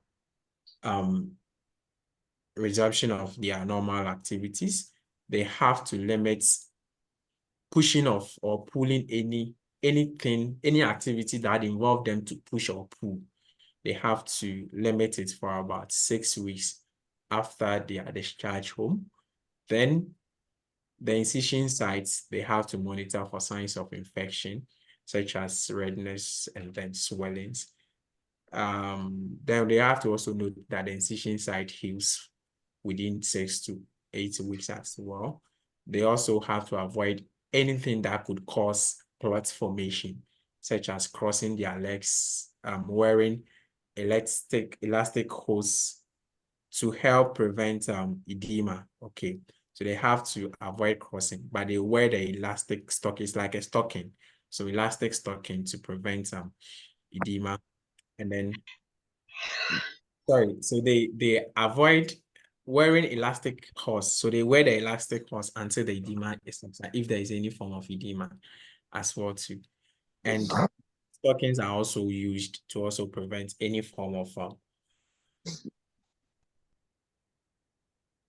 clot formation. So stockings, if that is also prescribed, then they also have to elevate the surgical site if used to obtain a graft when they are sitting. So when they are sitting, the site where the graft was taken from, they have to elevate that part as well too. Medications. Then the last part, sexual activity.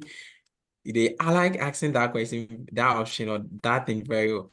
When you read your questions, okay, you see when the client can resume sexual activity. They like that very, okay. So we need to know that clients resume sexual activities when they are able to, as and when the healthcare provider or the cardiologist will tell them. But usually they will say that they can resume sexual activities when they can walk one block or climb 2 flights of stairs without symptoms of chest pain, difficulty in breathing. Okay. If the clients can climb 2 flights of staircase without any chest pain, without any symptoms of difficulty in breathing, then the client can resume sexual activity. And it's also mostly within that 6 weeks, after 6 weeks period. Okay. So when the clients can resume sexual activities, if they can walk 1 block or climb 2 flights of stairs without symptoms of chest pain, difficulty in breathing, and then sometimes you see maybe options like after 6 weeks, that is when the person can resume sexual activities. Then dietary modification, they have to make sure they are avoiding high cholesterol diet as well too. So that is that on the biografts, because that is surgical in nature. Okay, it's minimal surgical procedure. So that means that this one they cut and open. Okay, and so that is why the care is a bit more intense as you compare to the other procedures like the stents and then the percutaneous. The last thing we talked on, I think, yes, on the first part of cardio is the use of pacemaker.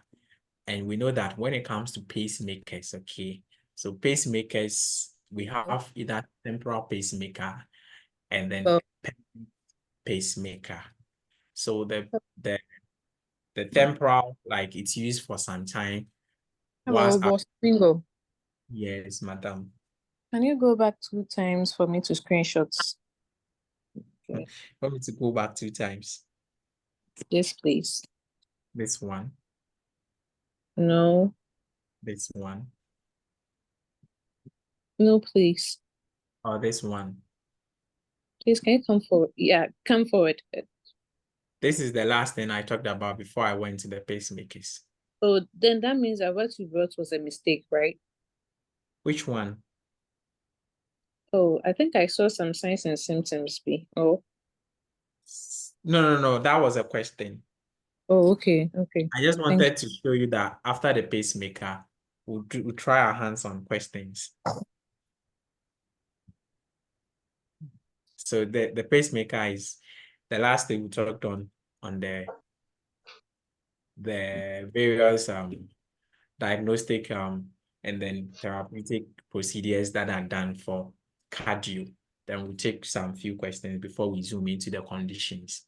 So pacemaker, like I was saying, it helps to conduct electrical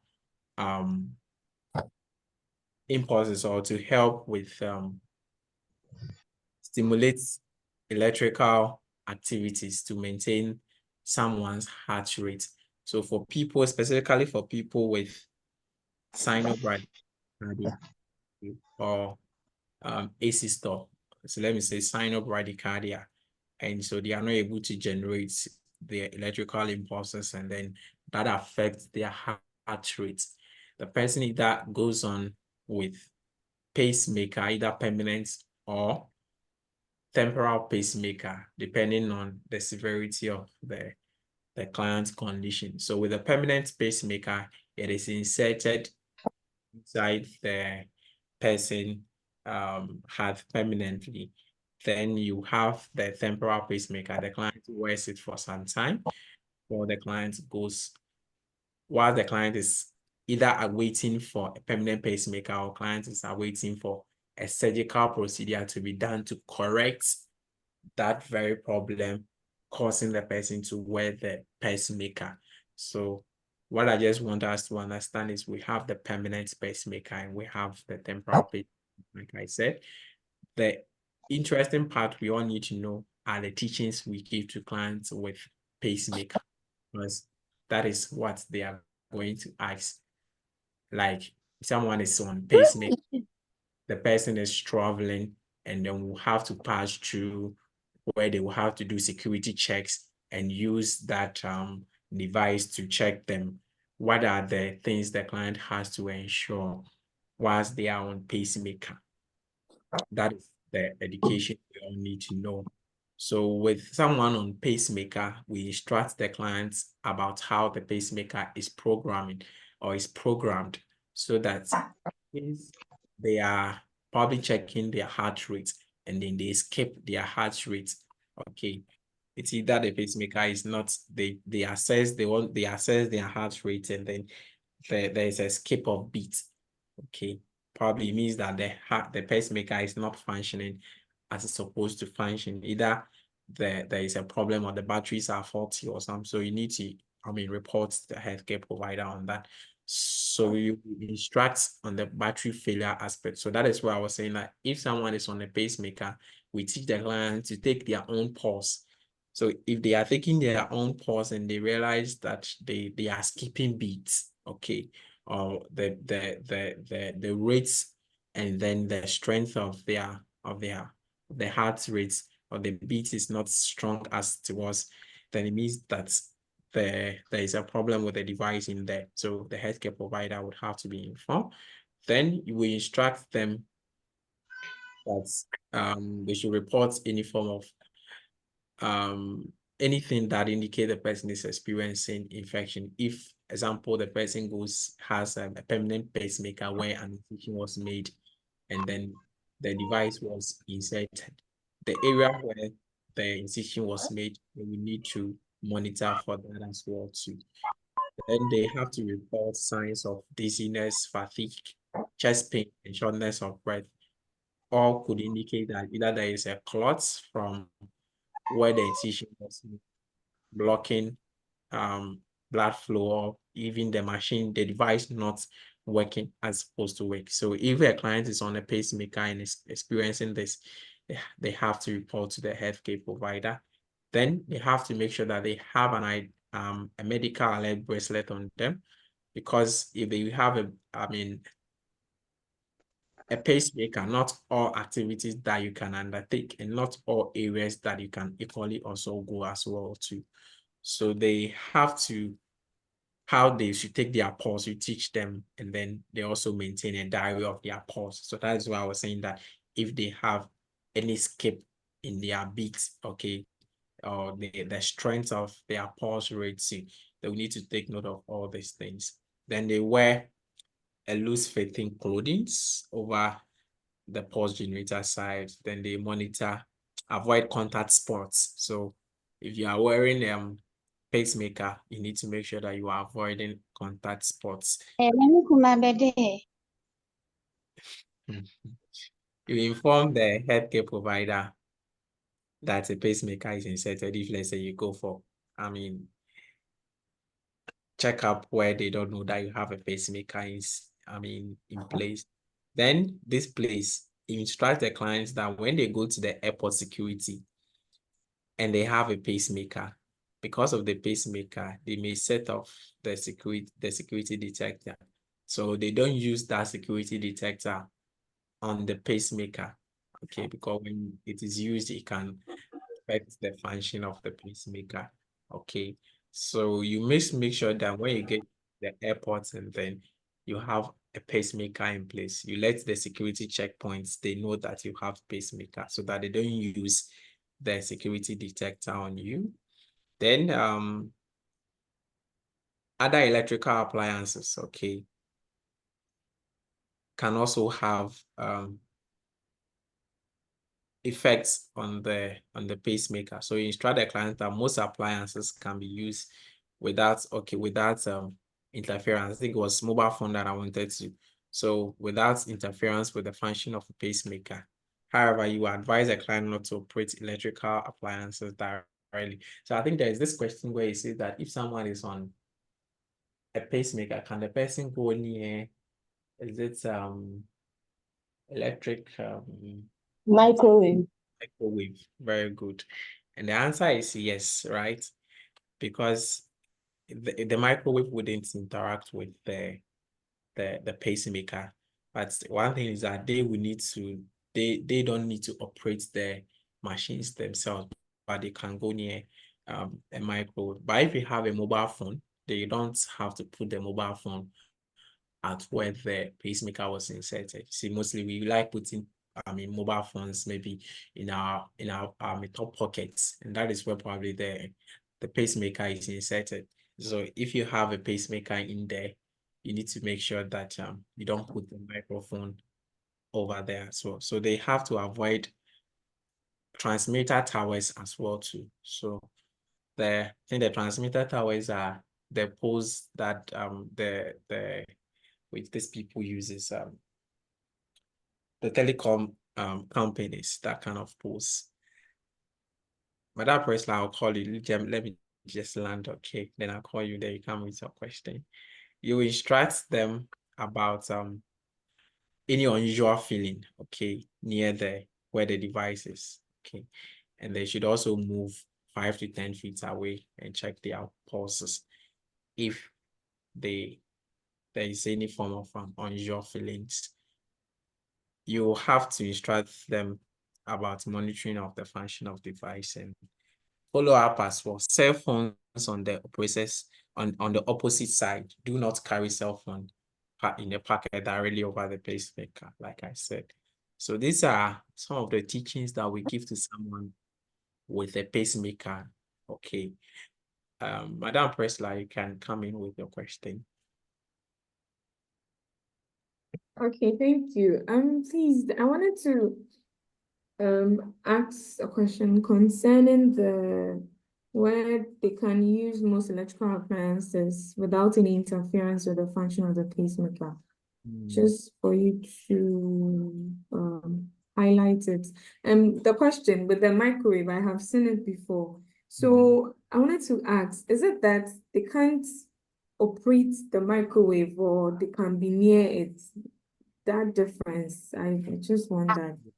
So what it means is that, okay, the clients, you see, we are saying that, for instance, they can't go near where there is something like transmitter towers, where the security checkpoint area and those things, okay, they have to avoid those kind of things. But when it comes to the electrical appliances, they can go near, probably let's say they are cooking, okay, like there's electric microwave in there, and then it's on. The clients can go near the electric cooker or the electric appliances without any problem.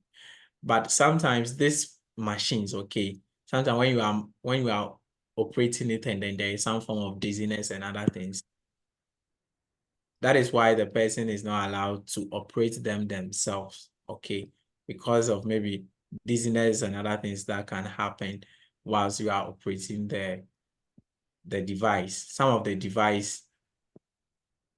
So there's this, statement that if someone is like having issues of dizziness, the person doesn't go near operating machines and those machineries, which is also different from this. But in general, what it means is that they can go near the device, like a microwave is there, it's cooking, the person can go near it, but they shouldn't operate it. That is the advice. But if they operate it, it's not going to cause any problem. But the advice is that they should rather go near it, but not to operate it. Even though if they operate it, it might not affect the function of the pacemaker. But for someone who is having a pacemaker, they shouldn't go near like the transmitter post. That is avoid. You see the words that the way they are using the words, avoid and advising someone not to operating is not the same. Madam President, am I able to reply with my answer?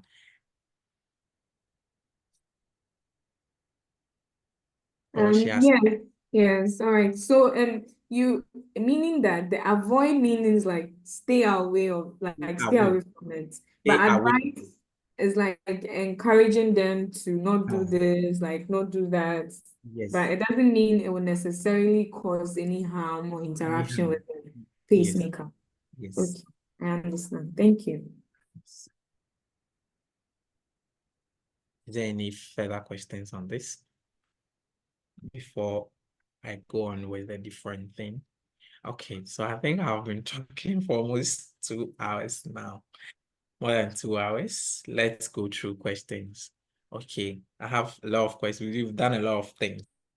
So I also have a lot of questions for us, which is not difficult. We all know my questions are not really difficult, but today I think I have some tricky questions in there that let's go through it. Let's come out with our answers as well too. Raise up your hand, unmute yourself, come out with your answers, and then let's make it a bit more interactive as well. Okay. All right. So we have a nurse is caring for a client who returned to the unit after a cardiac catheterization. What should the nurse monitor for the initial 12 hours after the procedure? We have angina, we have hypotension, dizziness, and then we have thrombus formation. What's angina?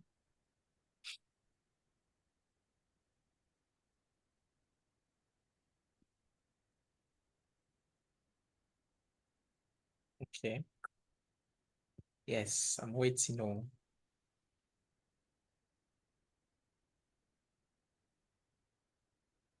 Hello, please. Who is answering to defend her answer? Is it because of the why I always ask?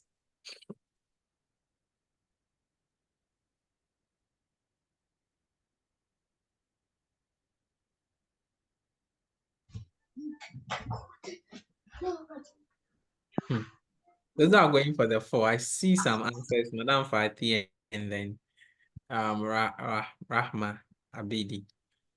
And why are you guys going for Madam Frisla? Why is your answer for this question? I'll take 4. That's the thrombus formation. Within the Because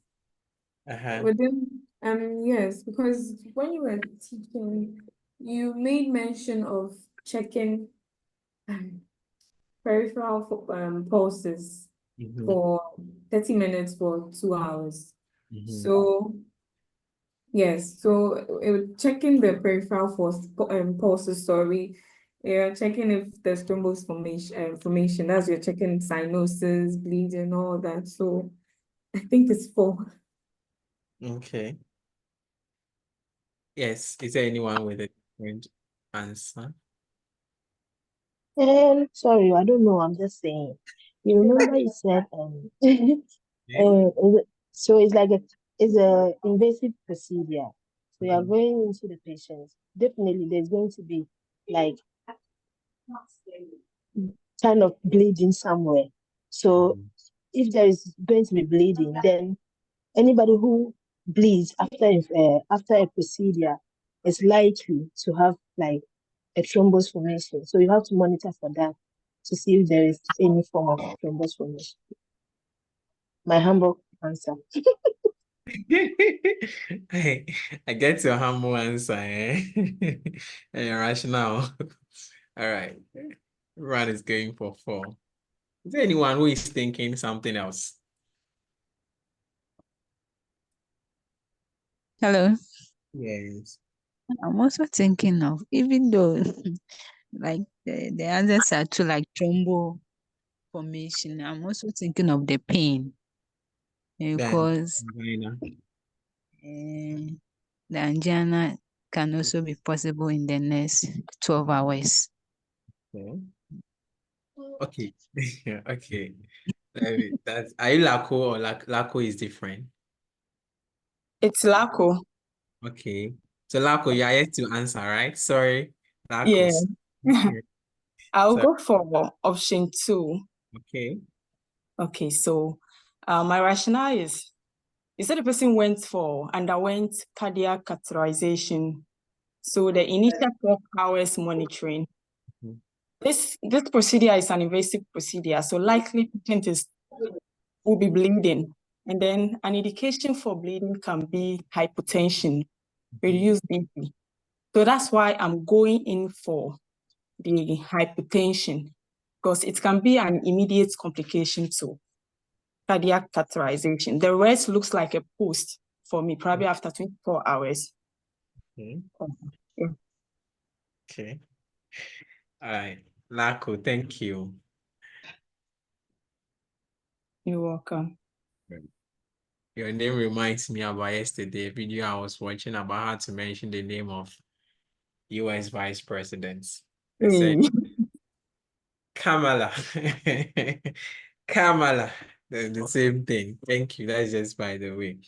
All right. So you've all come out with your answers and then your rationales. Let's look at what the answer is. But we all know that within the first 12 hours post-surgically, what is the most important thing you monitor? First 12 hours, Bleeding. Bleeding. Vital signs. vital signs, and bleeding is the key thing. Is that not the case? Yeah. Yes, Yes. please. Among Yes. this option, if someone is bleeding, which one are we going to pick out of it? Hypertension. Hypertension. Hypertension. The rest is in your hands. So that is it's okay. Lako, thank you for your answer. And all of you, thank you. That is what makes it a bit more interactive. We all come out with what is in our minds and what we think the answers are. So the early sign of hemorrhage we all know will be hypotension when you look at the options that were provided. The other things are later. Thrombus will even be after or within 24 hours post cardiac catheterization. All right. Okay, I think this one will be just a walkover question. A client with a history of type 2 DM is admitted to the hospital with the chest pain and then scheduled for cardiac catheterization. Which medication would need to be held for 24 hours before the procedure and for 48 hours after the procedure? So we all know that's This one, the words say it together. that's it was yeah. Yeah, let's say it together. Metformin. Not for me. Metformin. And then we all know that it's metformin, so it's metformin that will be held. So there's no. All right, let's see this. A client is completing an exercise electrocardiographic test on a treadmill. The nurse is supervising the client with the healthcare provider. Which of the following symptoms would indicate that the test should be stopped immediately and the client should be monitored for myocardial infarction? It's stutter. We have vertigo, we have dyspnea, we have ST segments depression on the EKG, we have depression, we have P wave change on the EKGs. Like I said, the EKGs, we have the recorded version of the class there. So you can go through the EKGs and then you get to understand what's all this. The first question I couldn't hear. Madam Etzel, the first question on the bleeding was on, the answer was the hypotension. Okay. And we said that within the first 12 hours, bleeding is the first thing you monitor, or is the priority thing you monitor when someone goes in after surgery. And then with the options that were provided, it's the hypotension that signifies that the person is bleeding. All right, so let's look at this question. I know I didn't mention some of the things here, but let's see if someone can make up something out of the options and here in the question as well. So we are looking at someone who went in the exercise electrocardiography. We are looking at options or some of the symptoms that will tell the nurse that the client is experiencing symptoms of MI, and then the procedure will need to be stopped. And so I also want to say that if someone is having MI, okay, the person is not a candidate for exercise-induced or exercise electrocardiography.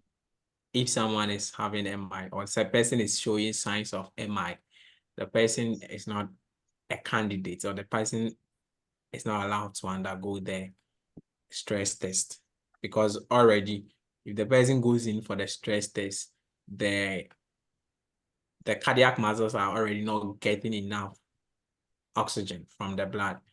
And so if you stress the heart muscles again, it will cause more problems. So that is why if someone is having MI, the person isn't a candidate for exercise electrocardiography.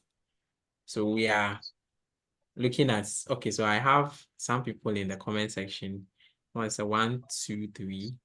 So one person say 2, 3, 4. Okay.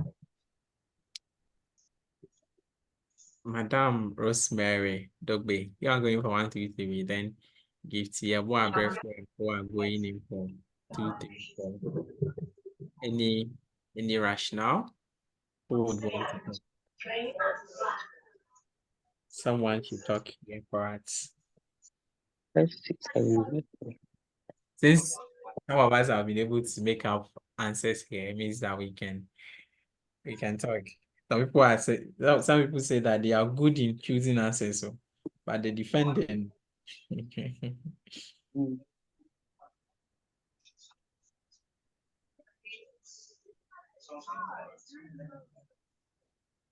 Hey, doesn't mean that nobody wants to talk.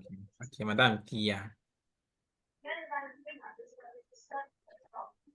Yeah, I'm going to try you. Try for us, okay. I'll go for 2 and 4. And okay. 2 because in myocardial ischemia there's a blockage, so there's insufficient blood flow and oxygen to the heart. And 4 because we'll see a T wave depression on the ECG.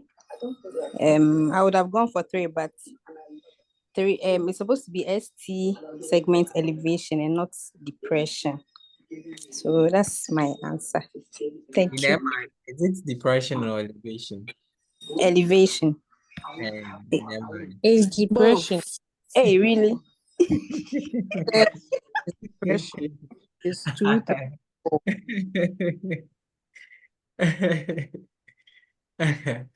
Okay. Okay. I also chose 2, 3, and 4 because in MI there is dyspnea. Okay. Yeah.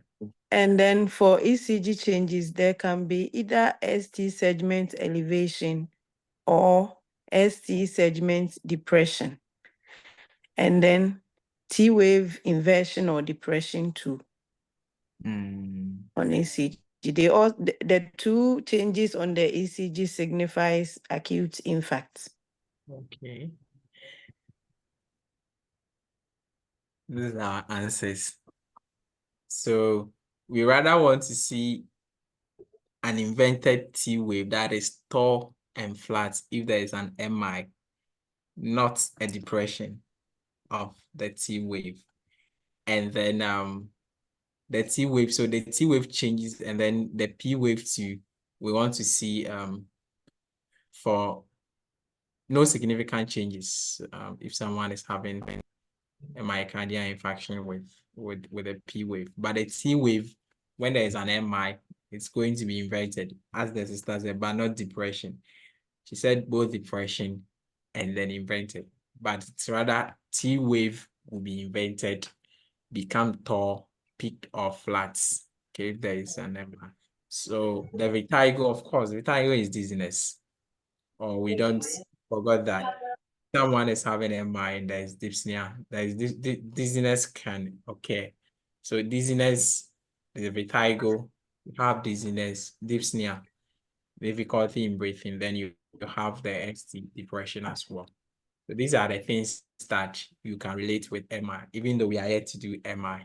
But because it was a question related with the exercise ECG, that is what I brought it up. So I believe that we've learned something out of this, that for MI, the ECG changes we expect to see is ST depression, not ST elevation. And then with a T wave, we expect to see an inverted tall peak of flats. Okay, so either flat T wave or a peaked one, either of them you can associate it with MI. But the P wave changes during exercise testing are not specific for MI. So it's T wave changes are not specific for MI. So you can use that one. All right. A cardiology nurse is working with several clients undergoing exercise electrocardiography. Which of the following clients would alert the nurse to notify the healthcare provider? A client with suspected exercise-induced supraventricular tachycardia. A client who presented in the emergency department on 1 week ago with chest pain. A client ready to be discharged from the hospital following a myocardial infarction. And then a client with chest pain and associated ST elevation admitted 1 day ago. Which of these clients that the healthcare provider would need to be notified of? This should be very easy after the first question, after that question, the previous question we did.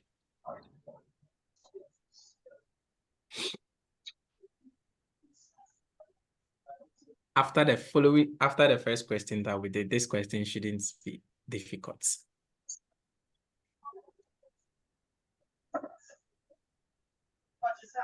We are still finding it a bit more difficult. Okay.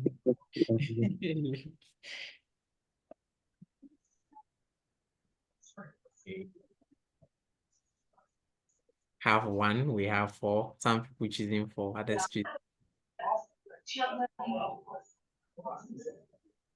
So we are looking at someone who is scheduled to undergo. What the question is demanding is that this is the meaning of the question and what the question is expecting from us. Someone is going in exercise electrocardiography. We want to know which of these, we have 4 clients here. Which of these clients should the nurse inform the healthcare provider about due to either their findings, their assessment findings related to each of these clients?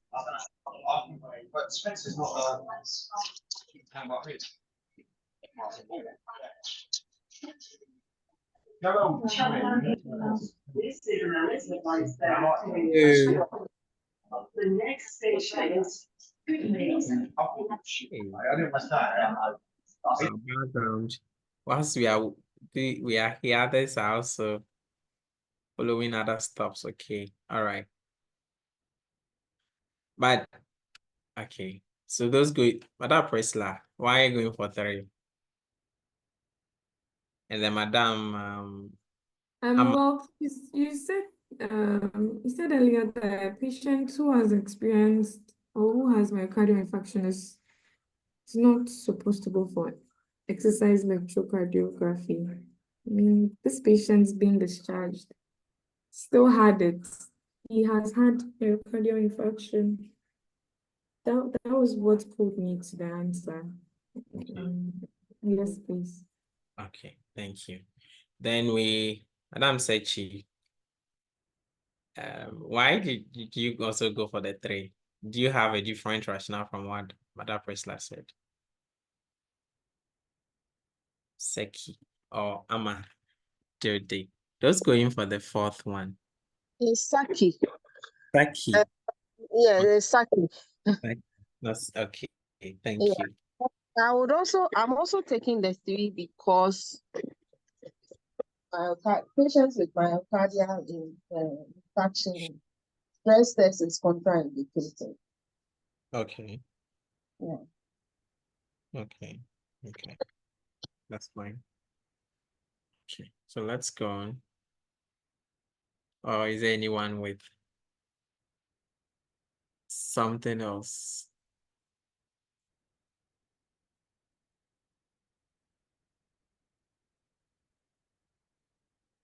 Let me see.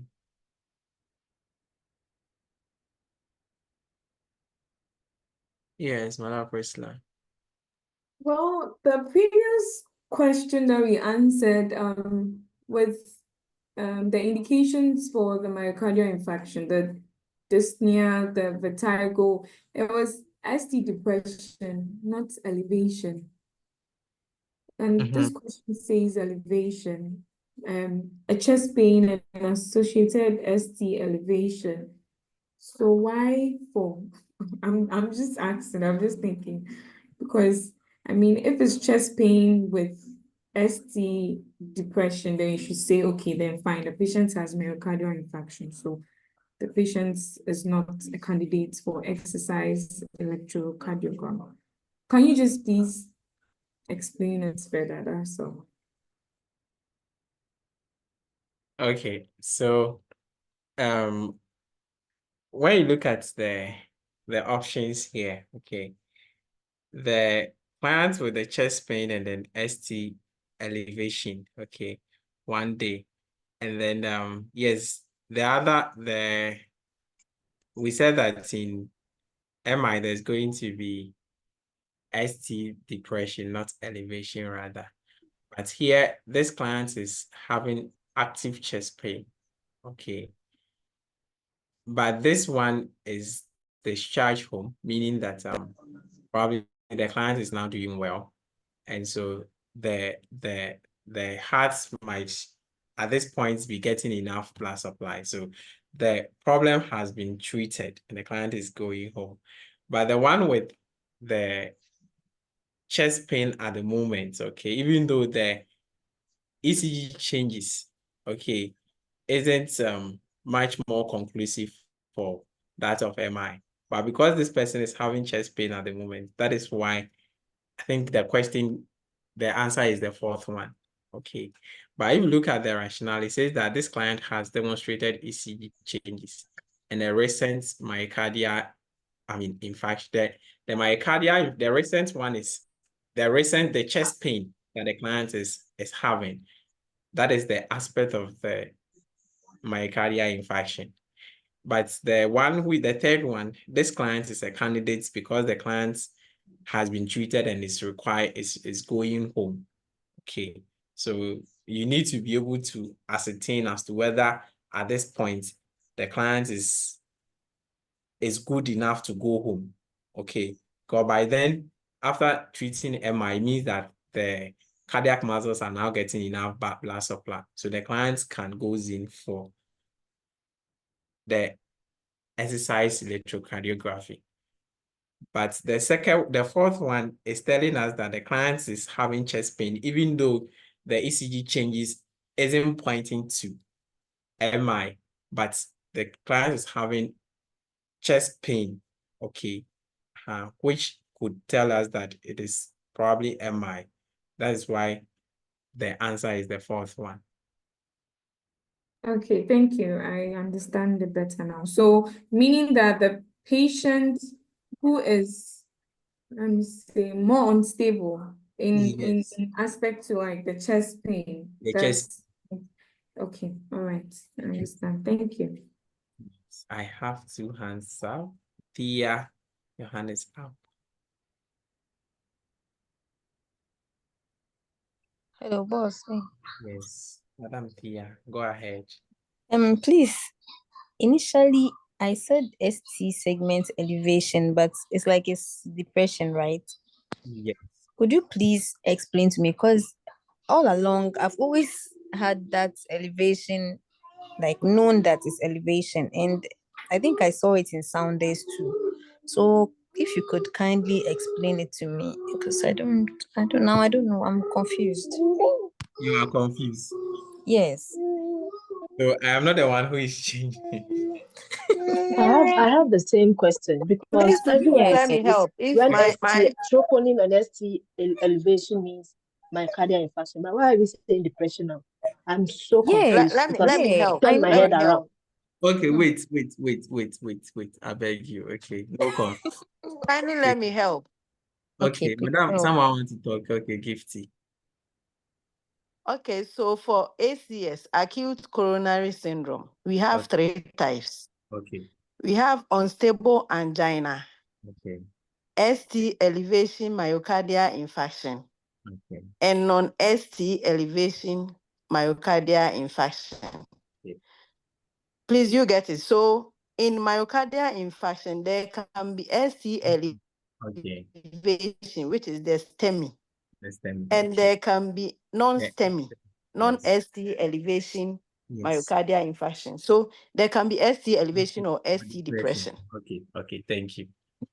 So I think Sister Gifty has sorted us. Yeah, I think this makes much sense. Yeah, thank you. Okay. Sister Gifty, thank you. Okay. So sorry, what if is there a way or any chance that they will bring ST elevation and depression in the same question? Do you Okay, get so me? if it's If a the SATA, SATA, you if can the choose the SATA, if two. the SATA is possible. But for single answer choice, I don't think they will bring the two. But for Yes. SATA, it is Okay. But you can put it at the The back reason of why your I'm asking mind is that because there was a question. Sorry, okay. there was a question that I answered. To be honest with you, today is my first time hearing these two things. So when I was Okay. answering the question, Is that the end when I statement? yeah, no, I know the STEMI, but I didn't know depression was also part. So Okay. when I was answering the question brought us to depression. But Depression, okay. the rest of the possible answers, in fact, I saw that no, there was nothing. So I said, okay, I'm not sure. Let me just choose the depression, and it was correct. So I was Okay.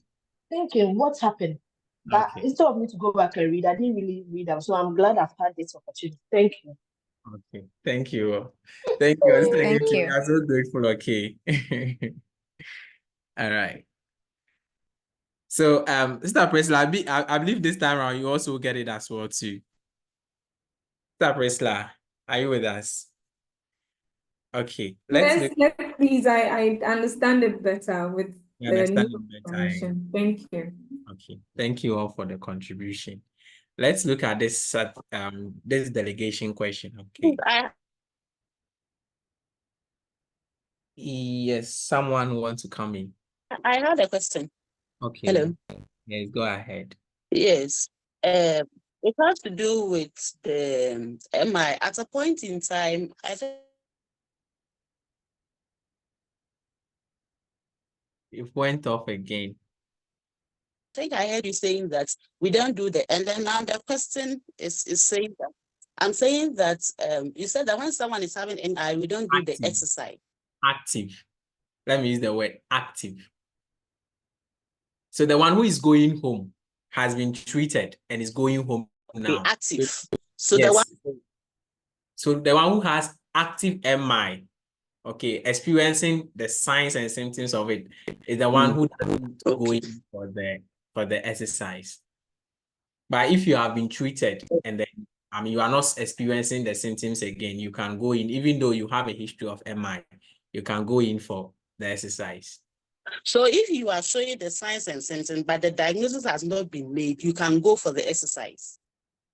No, if you are showing the signs and symptoms and everything is pointing to MI, yeah, immediately you go in for if you are doing the exercise and then it is noted that you are even showing signs of MI, the exercise will be stopped. It will be halted. Yes. Okay, but we do it to diagnose MI, right?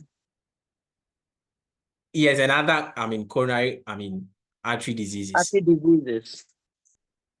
Okay.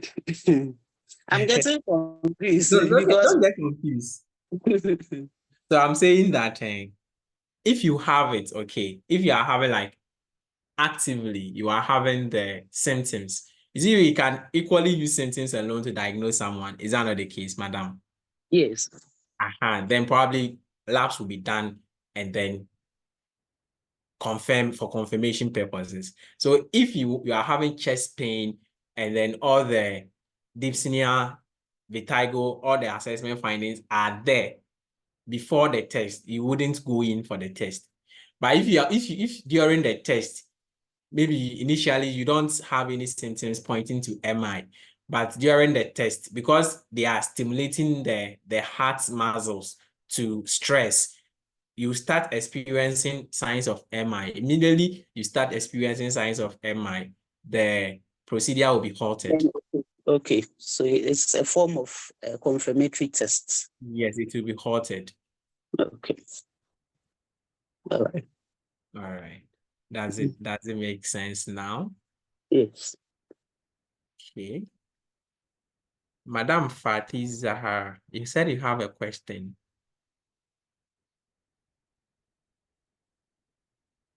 Oh, that was what I was asking. Somebody asked. I asked about the depression and then sorry.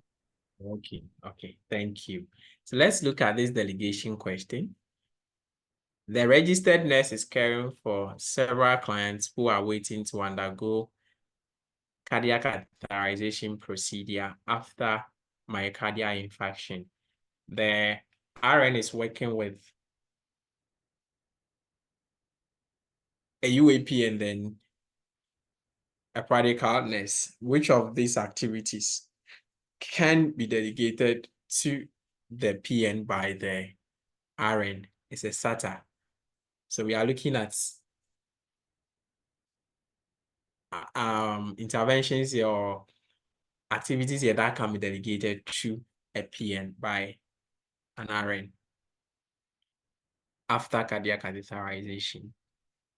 Oh yeah, who is waiting? Sorry, someone who is waiting for cardiac catheter. We have checking for bleeding at the incision sites, or who has administer pre-op meds, report changes in the pulse oximetry to the RN. We perform a respiratory assessment and then tailored care accordingly. You report changes in neuro studies to the RN. Okay. We have 1, 2, 3, and then 3, 5. So others going for 3, 5. Others going for 1, 2, 3.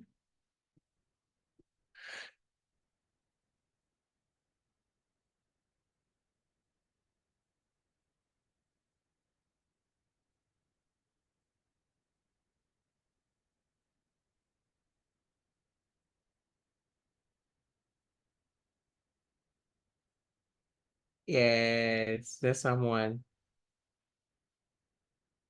Yes, Priscilla. Yes. So I'm doing elimination method over here. Okay. So my first elimination will be 4, because performing a respiratory assessment and tailoring care accordingly, that would demand judgment, and that's an RN's part, so that's out. Okay. Then the next elimination would be 1, because like checking for bleeding at the catheter insertion sites, that should be the responsibility of the RN, so that she can intervene as much as she should. So that will be the next one. Okay. With 2, I'm not too sure. You say you are eliminating which one? Is it a I'm fifth? eliminating 1 and then 4, but with the 2, so that would mean like 3 and 5 is a sure answer for me, like for me. But with the 2, it's I don't it's in and out, because with the pre-procedure medications, I don't know. I feel like maybe because it's pre-procedure, the nurse would have to. But you agree? Do you agree that PNs can give medication, even though the Yes, medication? I agree, of course. Yes, PNs can give oral medications, and even how do you call it? Intravenous. Yeah, they can give intravenous medications as well. I agree with that. IM they can give, but not IV. Yes, I am sorry. IM and subcutaneous and all that they can give. Yeah. I know they can give that, but So because it's pre-procedure, I honestly feel like there'll be a bit of education concerning the medication. Yes, concerning the medications, because it's pre-procedure, before the procedure. That's why I'm in 2 minds with that. So I don't know if anybody can explain it too. Like, okay, that's fine. That's fine. All right. Is there anyone with those going for the 1, 3, 1, 2, 3? I saw answers like 1, 2, 3. Would you like to tell us why you're going for a 1, 2, 3 or 1, 3, 5? Sorry. So they rather added the 1, 3 and then 5. So I chose 1, 3, 5 because I feel like with the 1, if you are checking for bleeding, it doesn't mean you are doing anything to the bleeding. So let's say the person is busy doing something somewhere. Of course, when you see any changes with the cutter, you are not putting your hands on it, you are not touching it, you see any bleeding, that you want to go and tell the nurse that there is bleeding, or start arresting them, putting pressure on it before the nurse comes. So if, let's say, if the nurse is not there, if you see changes, that means you're not doing anything to it as a PM. You get what I'm trying to say? Like, what are you doing? Because if you are there, you can do something about it. You can put pressure. It doesn't mean you are putting medication to it, or you are doing anything to the site. That's why I chose 1. So 135. Okay. Thank you, Madam Fati. All right. Let's see our final answer. Final answer is rather 125. Who had it? Or you need more explanation, eh? So The neurovascular assessment. yes, the reports changes in the neuro assessment. That is a 5, which is correct. They check for the bleeding, it's correct. Then they administer the pre-meds. Performing respiratory assessments and tailored care accordingly is the responsibility of the RN. Then pulse oximeter is for the UAP. We are done.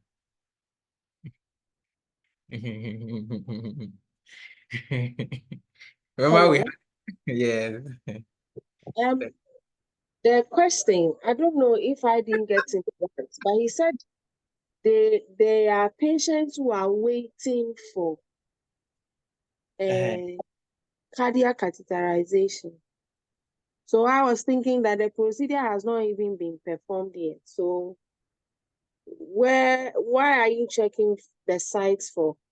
No, this is delegation. So you are delegating the clients that if the client goes in and then returns back. Okay. Are you getting me?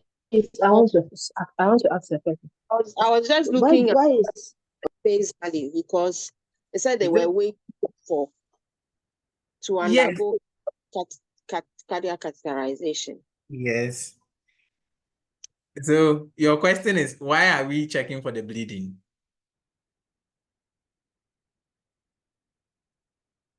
If the person, so those who are wondering why we are delegating to, so this delegation isn't immediate once the client has it. This is something that, when the client goes in and come back, you continue the care, you continue the monitoring. So it's a delegation that you are doing for future of when the client goes in and come back. This is the import of the question. Okay.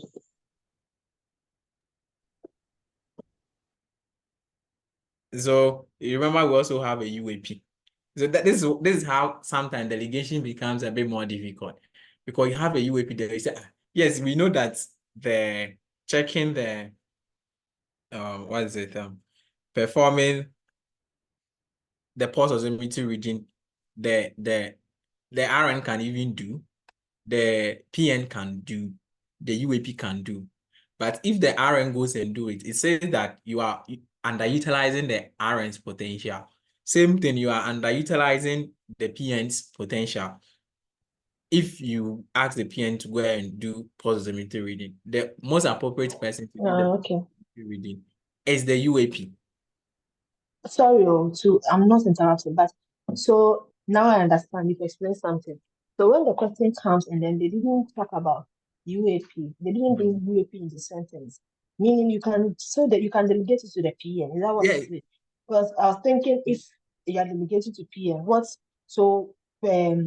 PN can do, it's possible PN can, even nurses can do pulse oximetry reading. So if there's no UAP, yes, if there's no UAP, but now you've explained, yeah.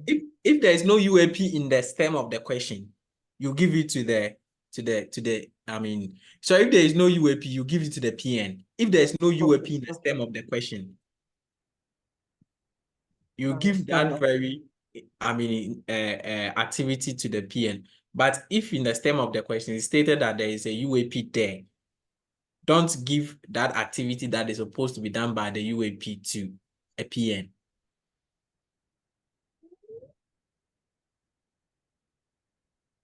Is it clear? It's a clausy Miss Way. It's okay. I think our time is up. Okay. So we leave it here. Next week we'll meet and then we'll go through the conditions. I have a lot of questions that I could have gone through, but time wouldn't permit us as we have other things to attend to. So thank you all for staying with me. Thank you for your contributions as well. All those who contribute, we are so grateful. Okay. And then all Thank you too. stayed with us throughout the class. We're also grateful. See you all Today again. has been amazing. I like today's lesson. Thank